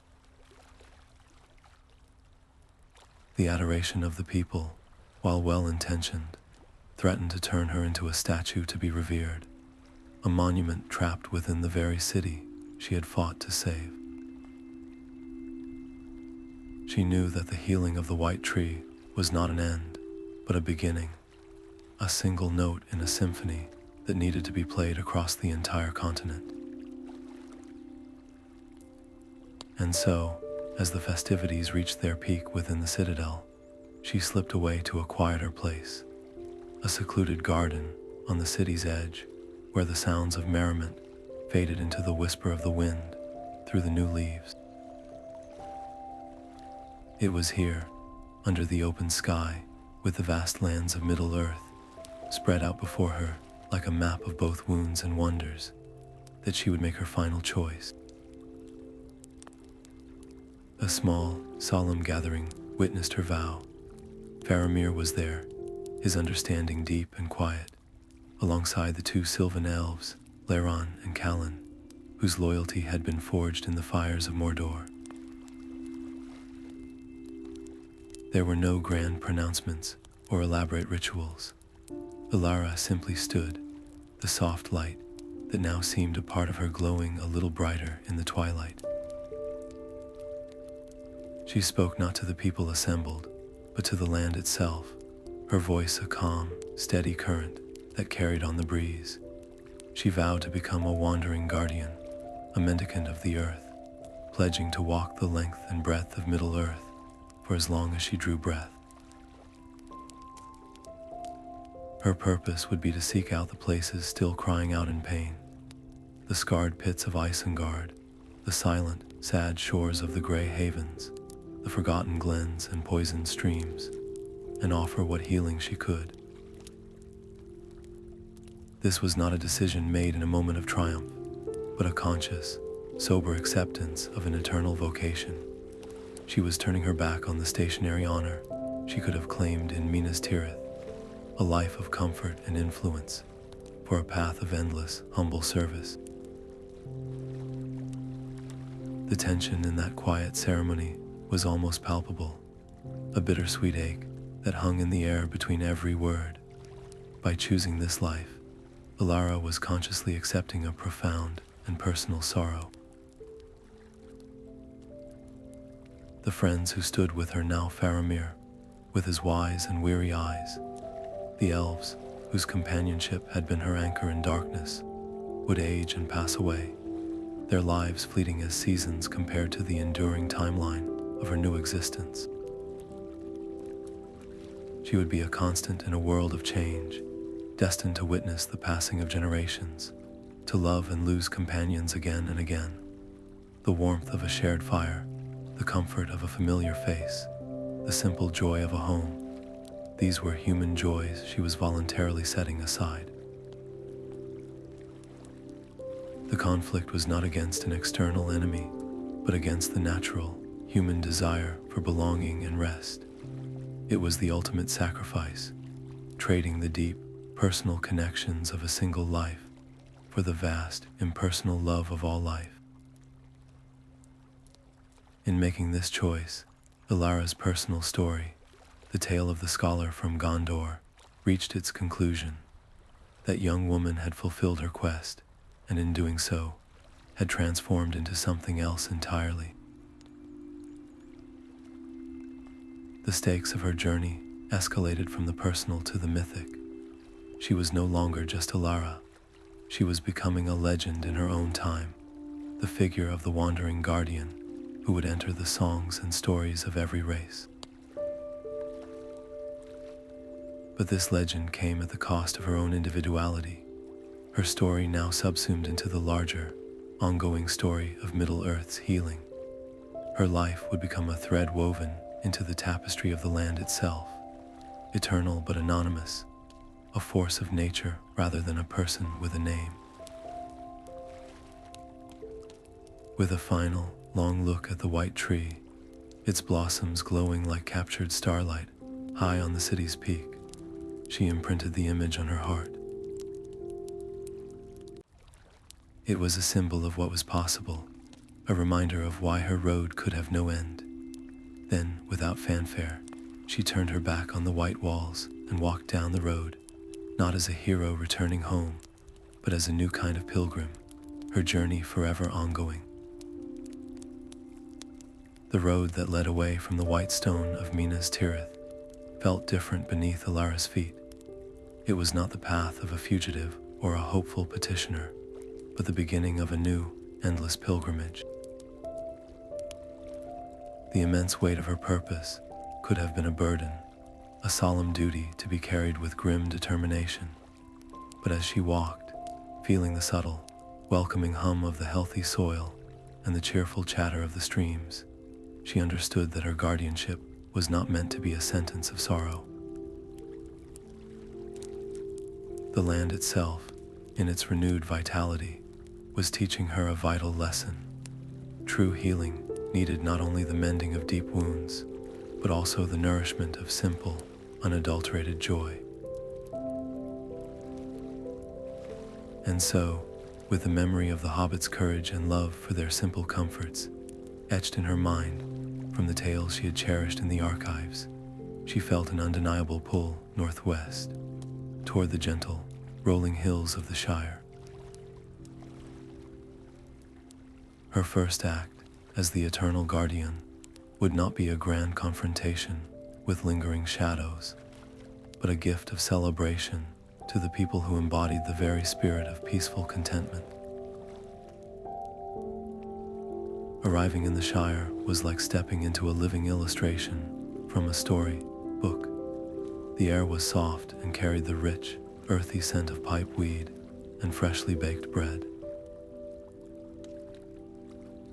Neat, round doors dotted the lush green hillsides, and the only sounds were the buzzing of busy bees and the distant laughter of hobbit children playing by the water. It was a world blissfully insulated from the grand dramas of kings and dark lords, a haven where the greatest concerns were the quality of the harvest and the anticipation of the next meal. Elara moved through this idyllic landscape unseen, a quiet figure whose internal light seemed to soften and blend with the golden afternoon sun.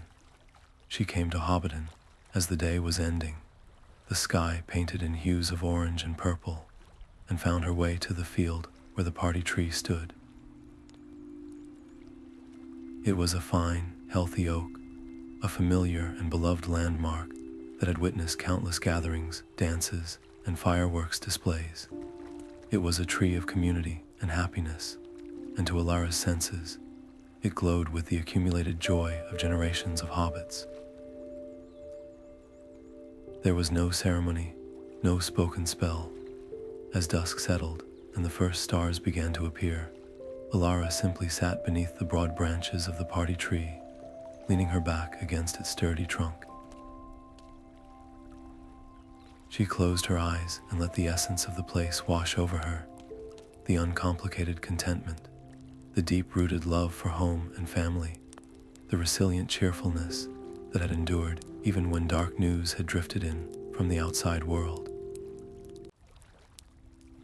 Instead of directing her power with conscious will, she simply allowed it to flow out of her in a gentle, radiant wave, a reflection of the profound peace she felt in this sheltered land. It was an act of pure, sympathetic resonance, her spirit harmonizing with the joyful heart of the Shire. She asked nothing of the tree and demanded nothing from the land. She merely offered it a mirror of its own best qualities, amplified by the primordial energy of the Heart of Arda. The change was not violent or sudden, but a silent, miraculous swelling of life that unfolded through the night. Hobbits who lived in the nearest smiles might have later remarked on an unusually deep and satisfying sleep, filled with dreams of abundant pantries and splendid parties.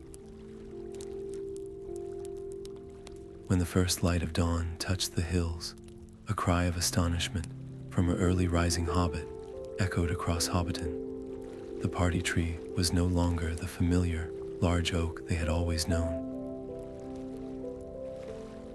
It had grown to an immense, impossible size overnight, its trunk now as wide as a smile, and its branches spreading like a great, green canopy over the entire party field. Its leaves were a richer, more vibrant green, and they seemed to shimmer with a faint, golden light. It was not a strange or alien growth. It felt utterly natural, as if the tree had always been meant to reach this majestic, protective stature. It was a permanent symbol of joy and resilience, a testament to the idea that happiness, when nurtured, could grow to astonishing proportions. The consequence of this small, joyful miracle was immediate and delightful. There was no fear or confusion among the hobbits, only a wave of sheer, unabashed wonder and excitement. They gathered beneath the colossal branches, their faces filled with awe and their hearts swelling with a happiness so pure it was tangible. Children played tag around the massive roots, their laughter ringing louder than before. The gaffer, standing outside Bag End, declared it the finest party tree any hobbit could ever wish for, and talk immediately turned to planning the most magnificent celebration the Shire had ever seen. This event demonstrated a fundamental aspect of Elara's power. It was not a force reserved solely for solemn rituals or the healing of blighted lands. It was an energy that responded to and amplified the innate goodness it encountered. It could bring not just solemn healing, but also celebration, growth, and an amplification of the simple, profound joys that made life worth living. By choosing this as her first independent act, Elara was consciously setting the tone for her entire eternal guardianship. She was defining her role not as a distant, fearsome power to be appeased, but as a gentle, supportive presence that nurtured the best in every place she visited. Her journey would not be a grim crusade against darkness, but a pilgrimage of enhancement, seeking out the unique beauty and strength in each corner of Middle-earth and helping it to flourish. This decision showed a deep wisdom. She understood that to protect the world, one must also love its happiness, its laughter, its capacity for peaceful life. The scope of her influence was shown to be vast, capable of transforming a tree into a legend, yet it was also intimately, beautifully connected to the happiness of the smallest and simplest of peoples. The immense power of the Heart of Arda was just as potent when used to magnify joy as it was when used to cleanse sorrow, leaving the hobbits in a state of delighted wonder, their cheerful plans for the future filling the air like a new kind of music. Elara felt a new pull, a deeper, older song coming from the far east. It was a slow, patient melody, a chant of roots and stone that had been sung for millennia. Her path was clear, drawing her next toward the ancient, waking forests of the Ents. The journey from the joyful, sun-dappled Shire to the brooding, ancient depths of Fangorn Forest was a passage into a different kind of time altogether. The air grew heavy and still, the cheerful sounds of birds and rustling leaves replaced by a profound, watchful silence that seemed to emanate from the very trunks of the trees.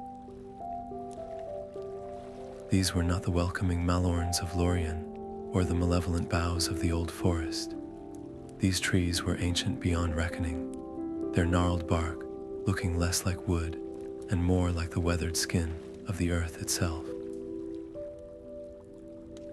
Every footstep was muffled by a deep carpet of centuries of fallen leaves, and the light that filtered through the dense canopy was a muted, greenish gold, giving the entire forest the feeling of a vast, sacred cathedral. Elara moved with an instinctive reverence, her own internal light seeming to dim in deference to the immense, slumbering age that surrounded her. She had come to seek the oldest living voices in Middle-earth, the shepherds of the trees, and she knew that haste or loudness here would be the greatest of discourtesies. For a long while, there was no sign of the Ents, only the feeling of being intently, patiently observed by the forest itself. Then a sound began, a deep, rhythmic crunching that was too slow and deliberate to be the wind. It was the sound of roots being pulled from the earth with the care of a lifetime. From between two massive, moss-covered oaks, a figure emerged that was both tree and being, a living hill of bark and wisdom.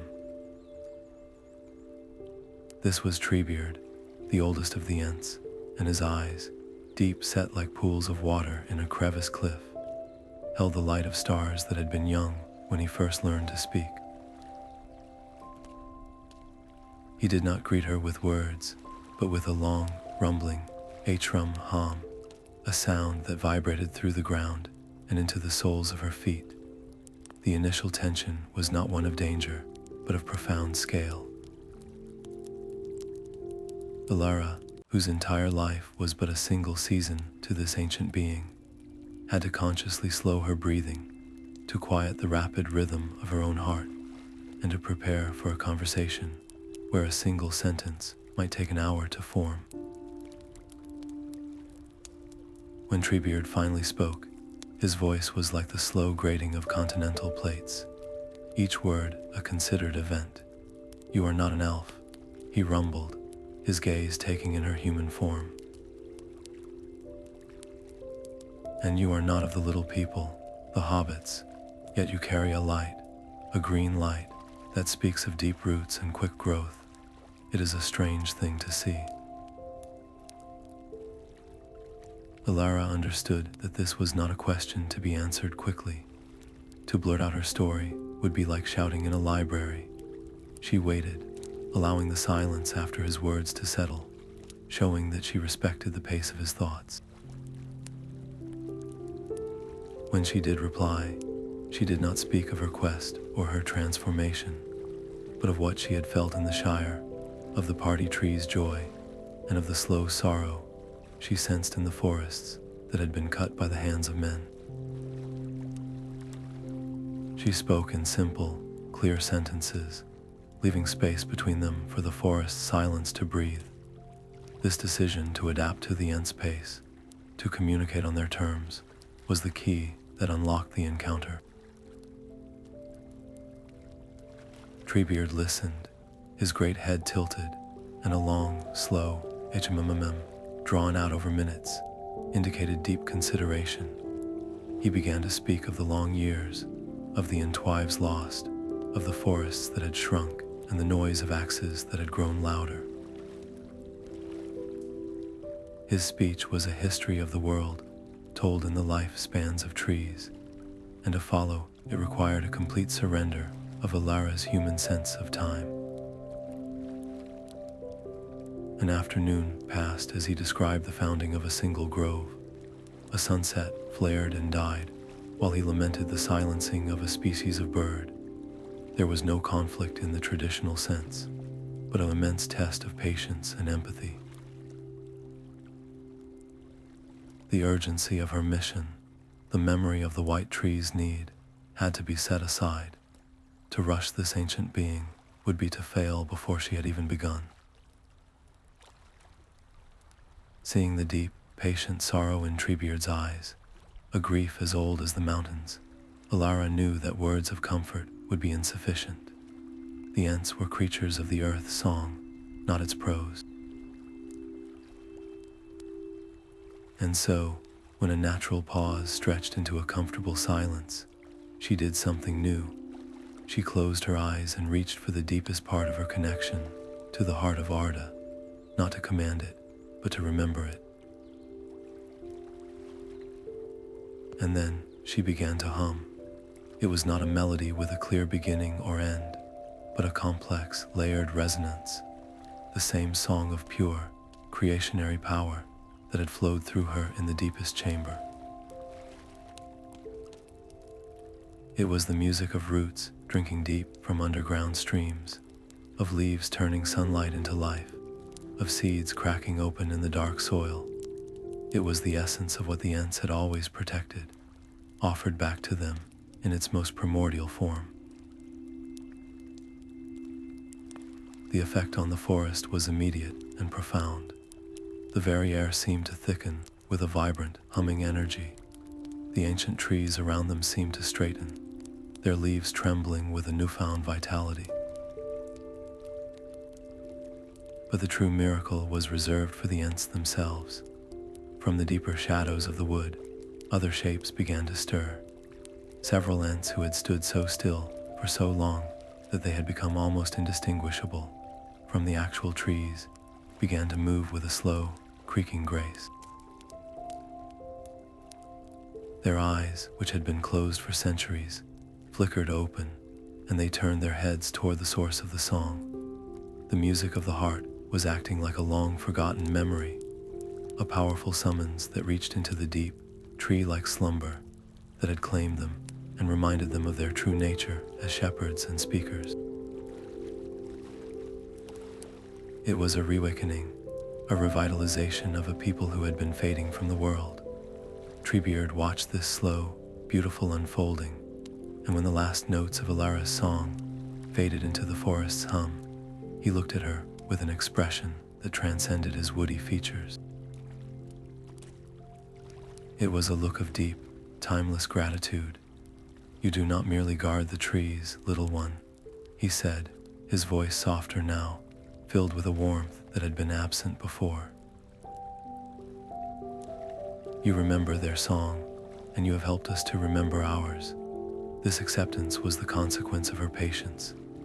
The Ents, in their deep, deliberate way, did not offer friendship lightly, but once given, it was as enduring as the bedrock. They saw in Elara not a temporary ally, but a true, permanent friend of the forest, a kindred spirit who understood the slow, sacred rhythm of growth and protection. This alliance secured the well-being of the oldest forests for ages to come. With the Ent population revitalized and their purpose reaffirmed, Fangorn and the other great woods of Middle-earth would have vigilant, powerful guardians who were now strengthened by a connection to the world's very heart. As the reawakened Ents began to converse among themselves in their slow, rumbling language, sharing news that was centuries old, Elara felt a new layer of connection settle into her being. The web of life that she was now a part of felt stronger, more resilient, woven with these ancient, patient threads. She had brought joy to the Shire, and now she had helped restore memory to the oldest of forests. Her guardianship was becoming a tapestry of different kinds of healing, promising to return to Fangorn, not in a year, but when the forest next had great need or great news to share, she took her leave. Treebeard raised a great, branch-like hand in a slow farewell, and the forest itself seemed to sigh a gentle blessing. Walking on, the boundary of Fangorn fading behind her, Elara felt the living world not just around her, but within her, its song growing richer and more complex with every step she took toward the sundering seas. The journey to the shores of the sundering seas was the longest yet most direct path Elara had ever taken, a straight line drawn on the map of her heart toward a necessary ending. The air grew salt-tanged and thin, and the sounds of the world softened into the constant, rhythmic sigh of waves on gray sand. When she finally stood at the edge of the gray havens, the sight was one of profound, aching beauty and finality. The harbor was quiet, the great white ships gone, the docks standing as elegant, empty bones against the vast western ocean. This was not a place of life, like the Shire, or of ancient memory, like Fangorn. It was a threshold, a doorway between worlds that was slowly, gracefully closing. The tension here was not one of conflict, but of poignant transition, a quiet acknowledgement that one great, beautiful chapter of Middle-earth's story was concluding, and the weight of the next was settling firmly upon her shoulders. She walked to the very end of the farthest pier, the worn wood smooth beneath her feet, the gulls crying overhead as if in lament. The sea stretched before her to the horizon, a plain of shifting gray and green that held the reflection of the fading light. She had come with a purpose, not for herself, but for those who had departed and for those who remained. The elves had been the stewards of the world's beauty and memory since its earliest days, and their passing into the West left a silence that was both a sorrow and a responsibility. Elara understood that her role was not to replace them, but to become a different kind of guardian, one rooted not in the timeless West, but in the mortal, changing earth. Her decision in this moment was to act as a bridge, to send a message across the water that would serve as both a farewell and a promise, a reassurance that the light they had cherished was not abandoned. Closing her eyes, she did not draw upon the power of the heart as a force, but as a memory. She thought of the light of the two trees that Galadriel had carried in her eyes, of the sorrowful wisdom of Elrond, of the fierce, loving protection of the Sylvan Elves in Mirkwood. And then she began to sing. Her voice was not loud, but it carried on the sea wind with a clarity that defied distance, a melody woven from the things she had learned and protected. It was a song of farewell, thanking the Eldar for their long watch, for the beauty they had brought into the world, for the songs they had sung under the stars. But woven into the lament was a stronger, steadier thread, a song of hope.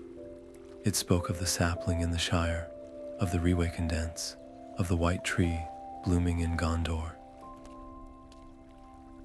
It was a promise that Middle-earth, though changing, was in caring hands, that its heart still beat strongly, and that its future would be nurtured with the same reverence the elves had always shown.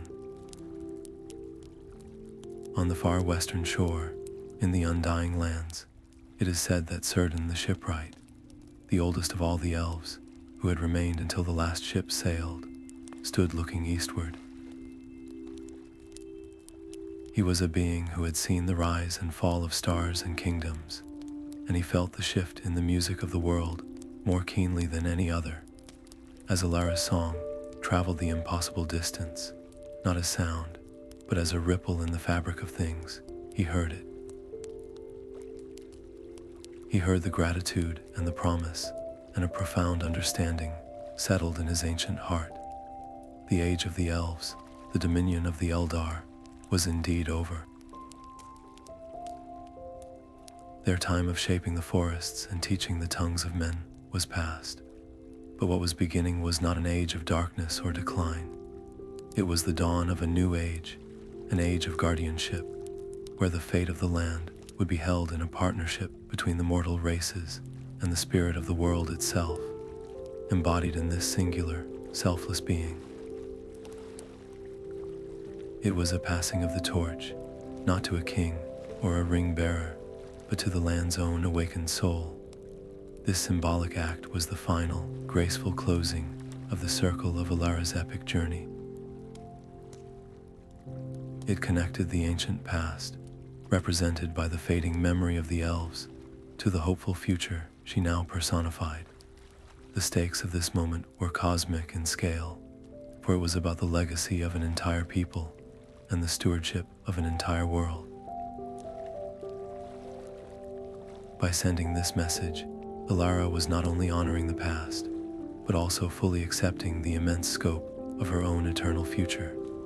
She was the point of connection, the living proof that the wonders the elves had loved would not be forgotten, but would be cherished in a new way, by a new kind of consciousness.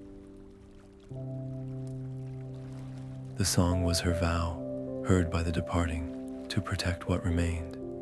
As the last note of her song faded, merging with the whisper of the waves and the cry of the gulls, a deep and peaceful silence descended. The message had been sent. The acknowledgement was complete. There were no more farewells to be said, no more ancient powers to appease or counsel. Her path was now entirely her own, defined not by a destination, but by an endless, loving attention to the journey itself. The vast ocean had been the final audience for the conclusion of one story. Turning her back on the endless water, Elara faced the continent of Middle-earth, its mountains and forests, its rivers and plains, all glowing with a soft, internal light that only she could fully perceive. Her purpose was clear, and her path, which would wind through every valley and over every hill, was without end. We often expect the climax of a great story to arrive with the clash of steel and the roar of armies, a final, explosive confrontation where good triumphs over evil through sheer force. But the most profound turning points, the moments that truly define a character and reshape a world, are often found not on the battlefield, but in the silent, solitary landscape of a single choice. For Elara, standing at the convergence of light and song in the heart of Arda's chamber, the ultimate test was not against a monster or a sorcerer. It was a quiet, devastatingly personal confrontation between the life she had known and the destiny that asked for everything. The heart presented its terms not as a command, but as a question woven directly into her soul. She could channel its essence to heal the land, but only if she agreed to become its permanent vessel, its eternal guardian. This was the bargain. The power to save Middle-earth was hers, but the cost was the girl from Gondor. It was the sacrifice of every ordinary dream, of a home, of a family, of growing old surrounded by the familiar faces and streets of her city. Her personal future would be exchanged for the world's, her identity, forever bound to the health of every forest, river, and stone. This solitary decision was the crucible where every lesson of her impossible journey was forged into a single, unbreakable resolve. The empathy she had learned from Old Man Willow when she chose a song of awakening over a cry of fear taught her that true strength lies in understanding, not domination. The courage she had mustered in the deep dark of Moria, stepping forward alone into a tomb like silence, proved that faith could be a light where no torch could burn. The diplomacy she had shown before the majestic rulers of Lothlorien, offering respect instead of demands, revealed that the greatest powers respond to humility. And the resilience she had clawed from the ashen plains of Gorgoroth, where despair was as tangible as the air, demonstrated that hope is not the absence of darkness, but the stubborn decision to kindle a light in spite of it. In the heart's chamber, these separate strands of wisdom wove together into a single, unshakable truth. She realized that the power she had traveled so far to find was never meant to be wielded like a weapon. It was meant to be nurtured like a relationship, a partnership built on service and love. The stakes in that silent moment could not have been higher. On one side of the scale was the soul of Middle-earth itself, the fading song of the Ents, the poisoned streams of Mirkwood, the silent sorrow of the white tree, the cumulative hope of every living thing that depended on the land's vitality. On the other side was her own soul, her individual freedom, her right to a simple human life. This was not a choice between good and evil, but between a vast, impersonal good and a small, deeply personal one. To say yes was to embrace a form of living that was more than human, to consent to an eternity of service where her own desires would forever be secondary. The weight of this was a crushing gravity, the terror of oblivion for a self she had only just begun to understand. She saw two futures with painful clarity, one where she walked away, her own life intact but the world continuing its slow decline into shadow, and another where the world bloomed anew, but Elara, as she knew herself, would be gone. Her choice, whispered into the light not with grand words, but with a final, gentle release of her former self, was the true climax of the entire epic. It was the moment the quest transformed from a search for external power into an internal surrender. The heroic journey is so often about claiming a prize, but Elara's was about relinquishing one. She sacrificed the very self that had begun the adventure, understanding that true power does not lie in possessing greatness, but in being willing to become a conduit for it. Her selfless act revealed the core of her entire story, that the most profound strength is found not in commanding the world, but in loving it enough to serve it completely. This quiet, internal victory in the heart of the mountain did more than any army ever could. It re-enchanted the world, proving that the most powerful magic is, and always has been, the courage to love something more than you love yourself. And so, Elara of Gondor, the scholar who became a seeker and then a sacrifice, simply faded from the chronicles of men. She did not die, nor did she depart for the undying lands. Instead, she achieved a different kind of eternity, woven into the very fabric of the world she had saved. To speak of her having a home would be a misunderstanding, for she had become a home to the essence of Arda itself.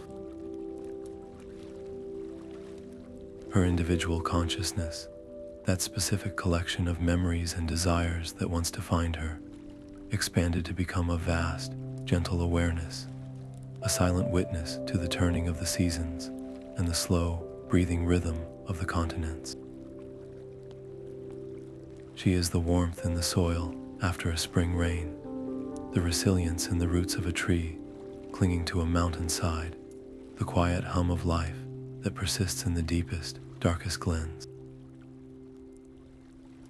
She is no longer a person in a place, but the spirit of the place itself. She becomes a figure of myth, but not a distant one. The hobbits of the Shire might tell tales of a luminous woman who passed through their fields during a particularly bountiful year, whose gentle touch caused the apple trees to blossom out of season. A ranger patrolling the recovered forests of Ithilien might catch a fleeting glimpse of a figure singing to a young sapling, a melody that seems to make the leaves shimmer with an inner light before she vanishes like mist in the morning sun. These are not mere fantasies. They are the occasional, tangible manifestations of her guardianship. When a blight threatens a remote village's crops, a strange, beneficial fungus might appear overnight to combat it. When a river begins to silt up, a landslide it did not cause might clear its path. These are not miracles in the old sense, but the careful, attentive work of a guardian who feels every ache and joy of the land as if it were her own. Her form is ageless because it is no longer bound by flesh and blood, but by the enduring life force she volunteered to embody. High in the court of Minas Tirith, the white tree does not merely survive, it blooms perpetually, its flowers a constant, gentle radiance against the white stone. It is no longer just a symbol of a returned king, but a living testament to Elara's sacrifice. Each petal is a reminder of the choice made in the deepest dark, a promise kept that stretches across the years. The people of Gondor may not understand the full depth of the story, but they feel its truth in the clean air and the fertile soil. They know, in their hearts, that the tree's enduring health is tied to a grace that walks unseen among them, a silent vow that ensures the kingdom's symbol will never wither again. It is an anchor point of light, and from it, a network of vitality spreads, thin as spider silk, but strong as mithril, connecting every corner of the realm to the heart that beats within it. This existence is not without its profound sorrow. As the decades blur into centuries, Elara feels the passing of generations with a poignant clarity that no mortal could bear. She remembers the face of the young ranger who helped her in Ithilien, now an old man telling the story to his grandchildren, his voice growing faint before fading into the silence of memory. She witnesses the lives of those she once knew, like Faramir, flourish and conclude, their individual sparks bright and beautiful, but heartbreakingly brief.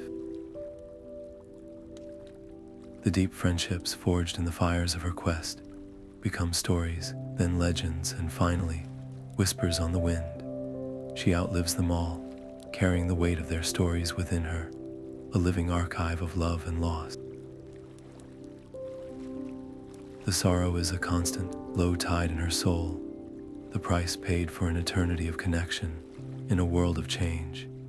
Yet, this sorrow is perfectly balanced by a joy that is equally profound and far more constant. It is the joy of seeing the forests of Mirkwood reclaim their ancient grandeur, the darkness of Dol Guldur finally receding under a canopy of healthy green. It is the quiet satisfaction of watching a hobbit child tend to a garden with a care that mirrors her own, a sign that the love for the small, good things is being passed down. She feels the deep, slow contentment of the Ents as they walk their forests, their population revitalized, their song strong. She rejoices in the simple, unremarkable flourishing of a meadow of wildflowers, or the clear song of a bird in a tree that once stood barren. Her joy is not a single, triumphant emotion, but a diffuse, ever-present warmth that comes from being an intimate part of a world that is healing, growing, and thriving. Her personal story may have concluded, but it concluded by opening into a far grander narrative. Therefore, her tale does not end with a final period, but with an ellipsis that stretches into forever. The age of elves and great rings has passed, and the age of men has truly begun. But it is also the dawn of something new, something unseen in all the long history of Middle-earth, an age where the land itself has a voice. Through Elara, the mountains have an advocate, the rivers have a defender, and the smallest seed has a guardian. She is the consciousness of the earth, a gentle but persistent reminder that the world is not a resource to be used, but a living partner to be cherished. Her journey ensured that the heart of the world, that primordial, beautiful mystery, would never be forgotten or neglected again.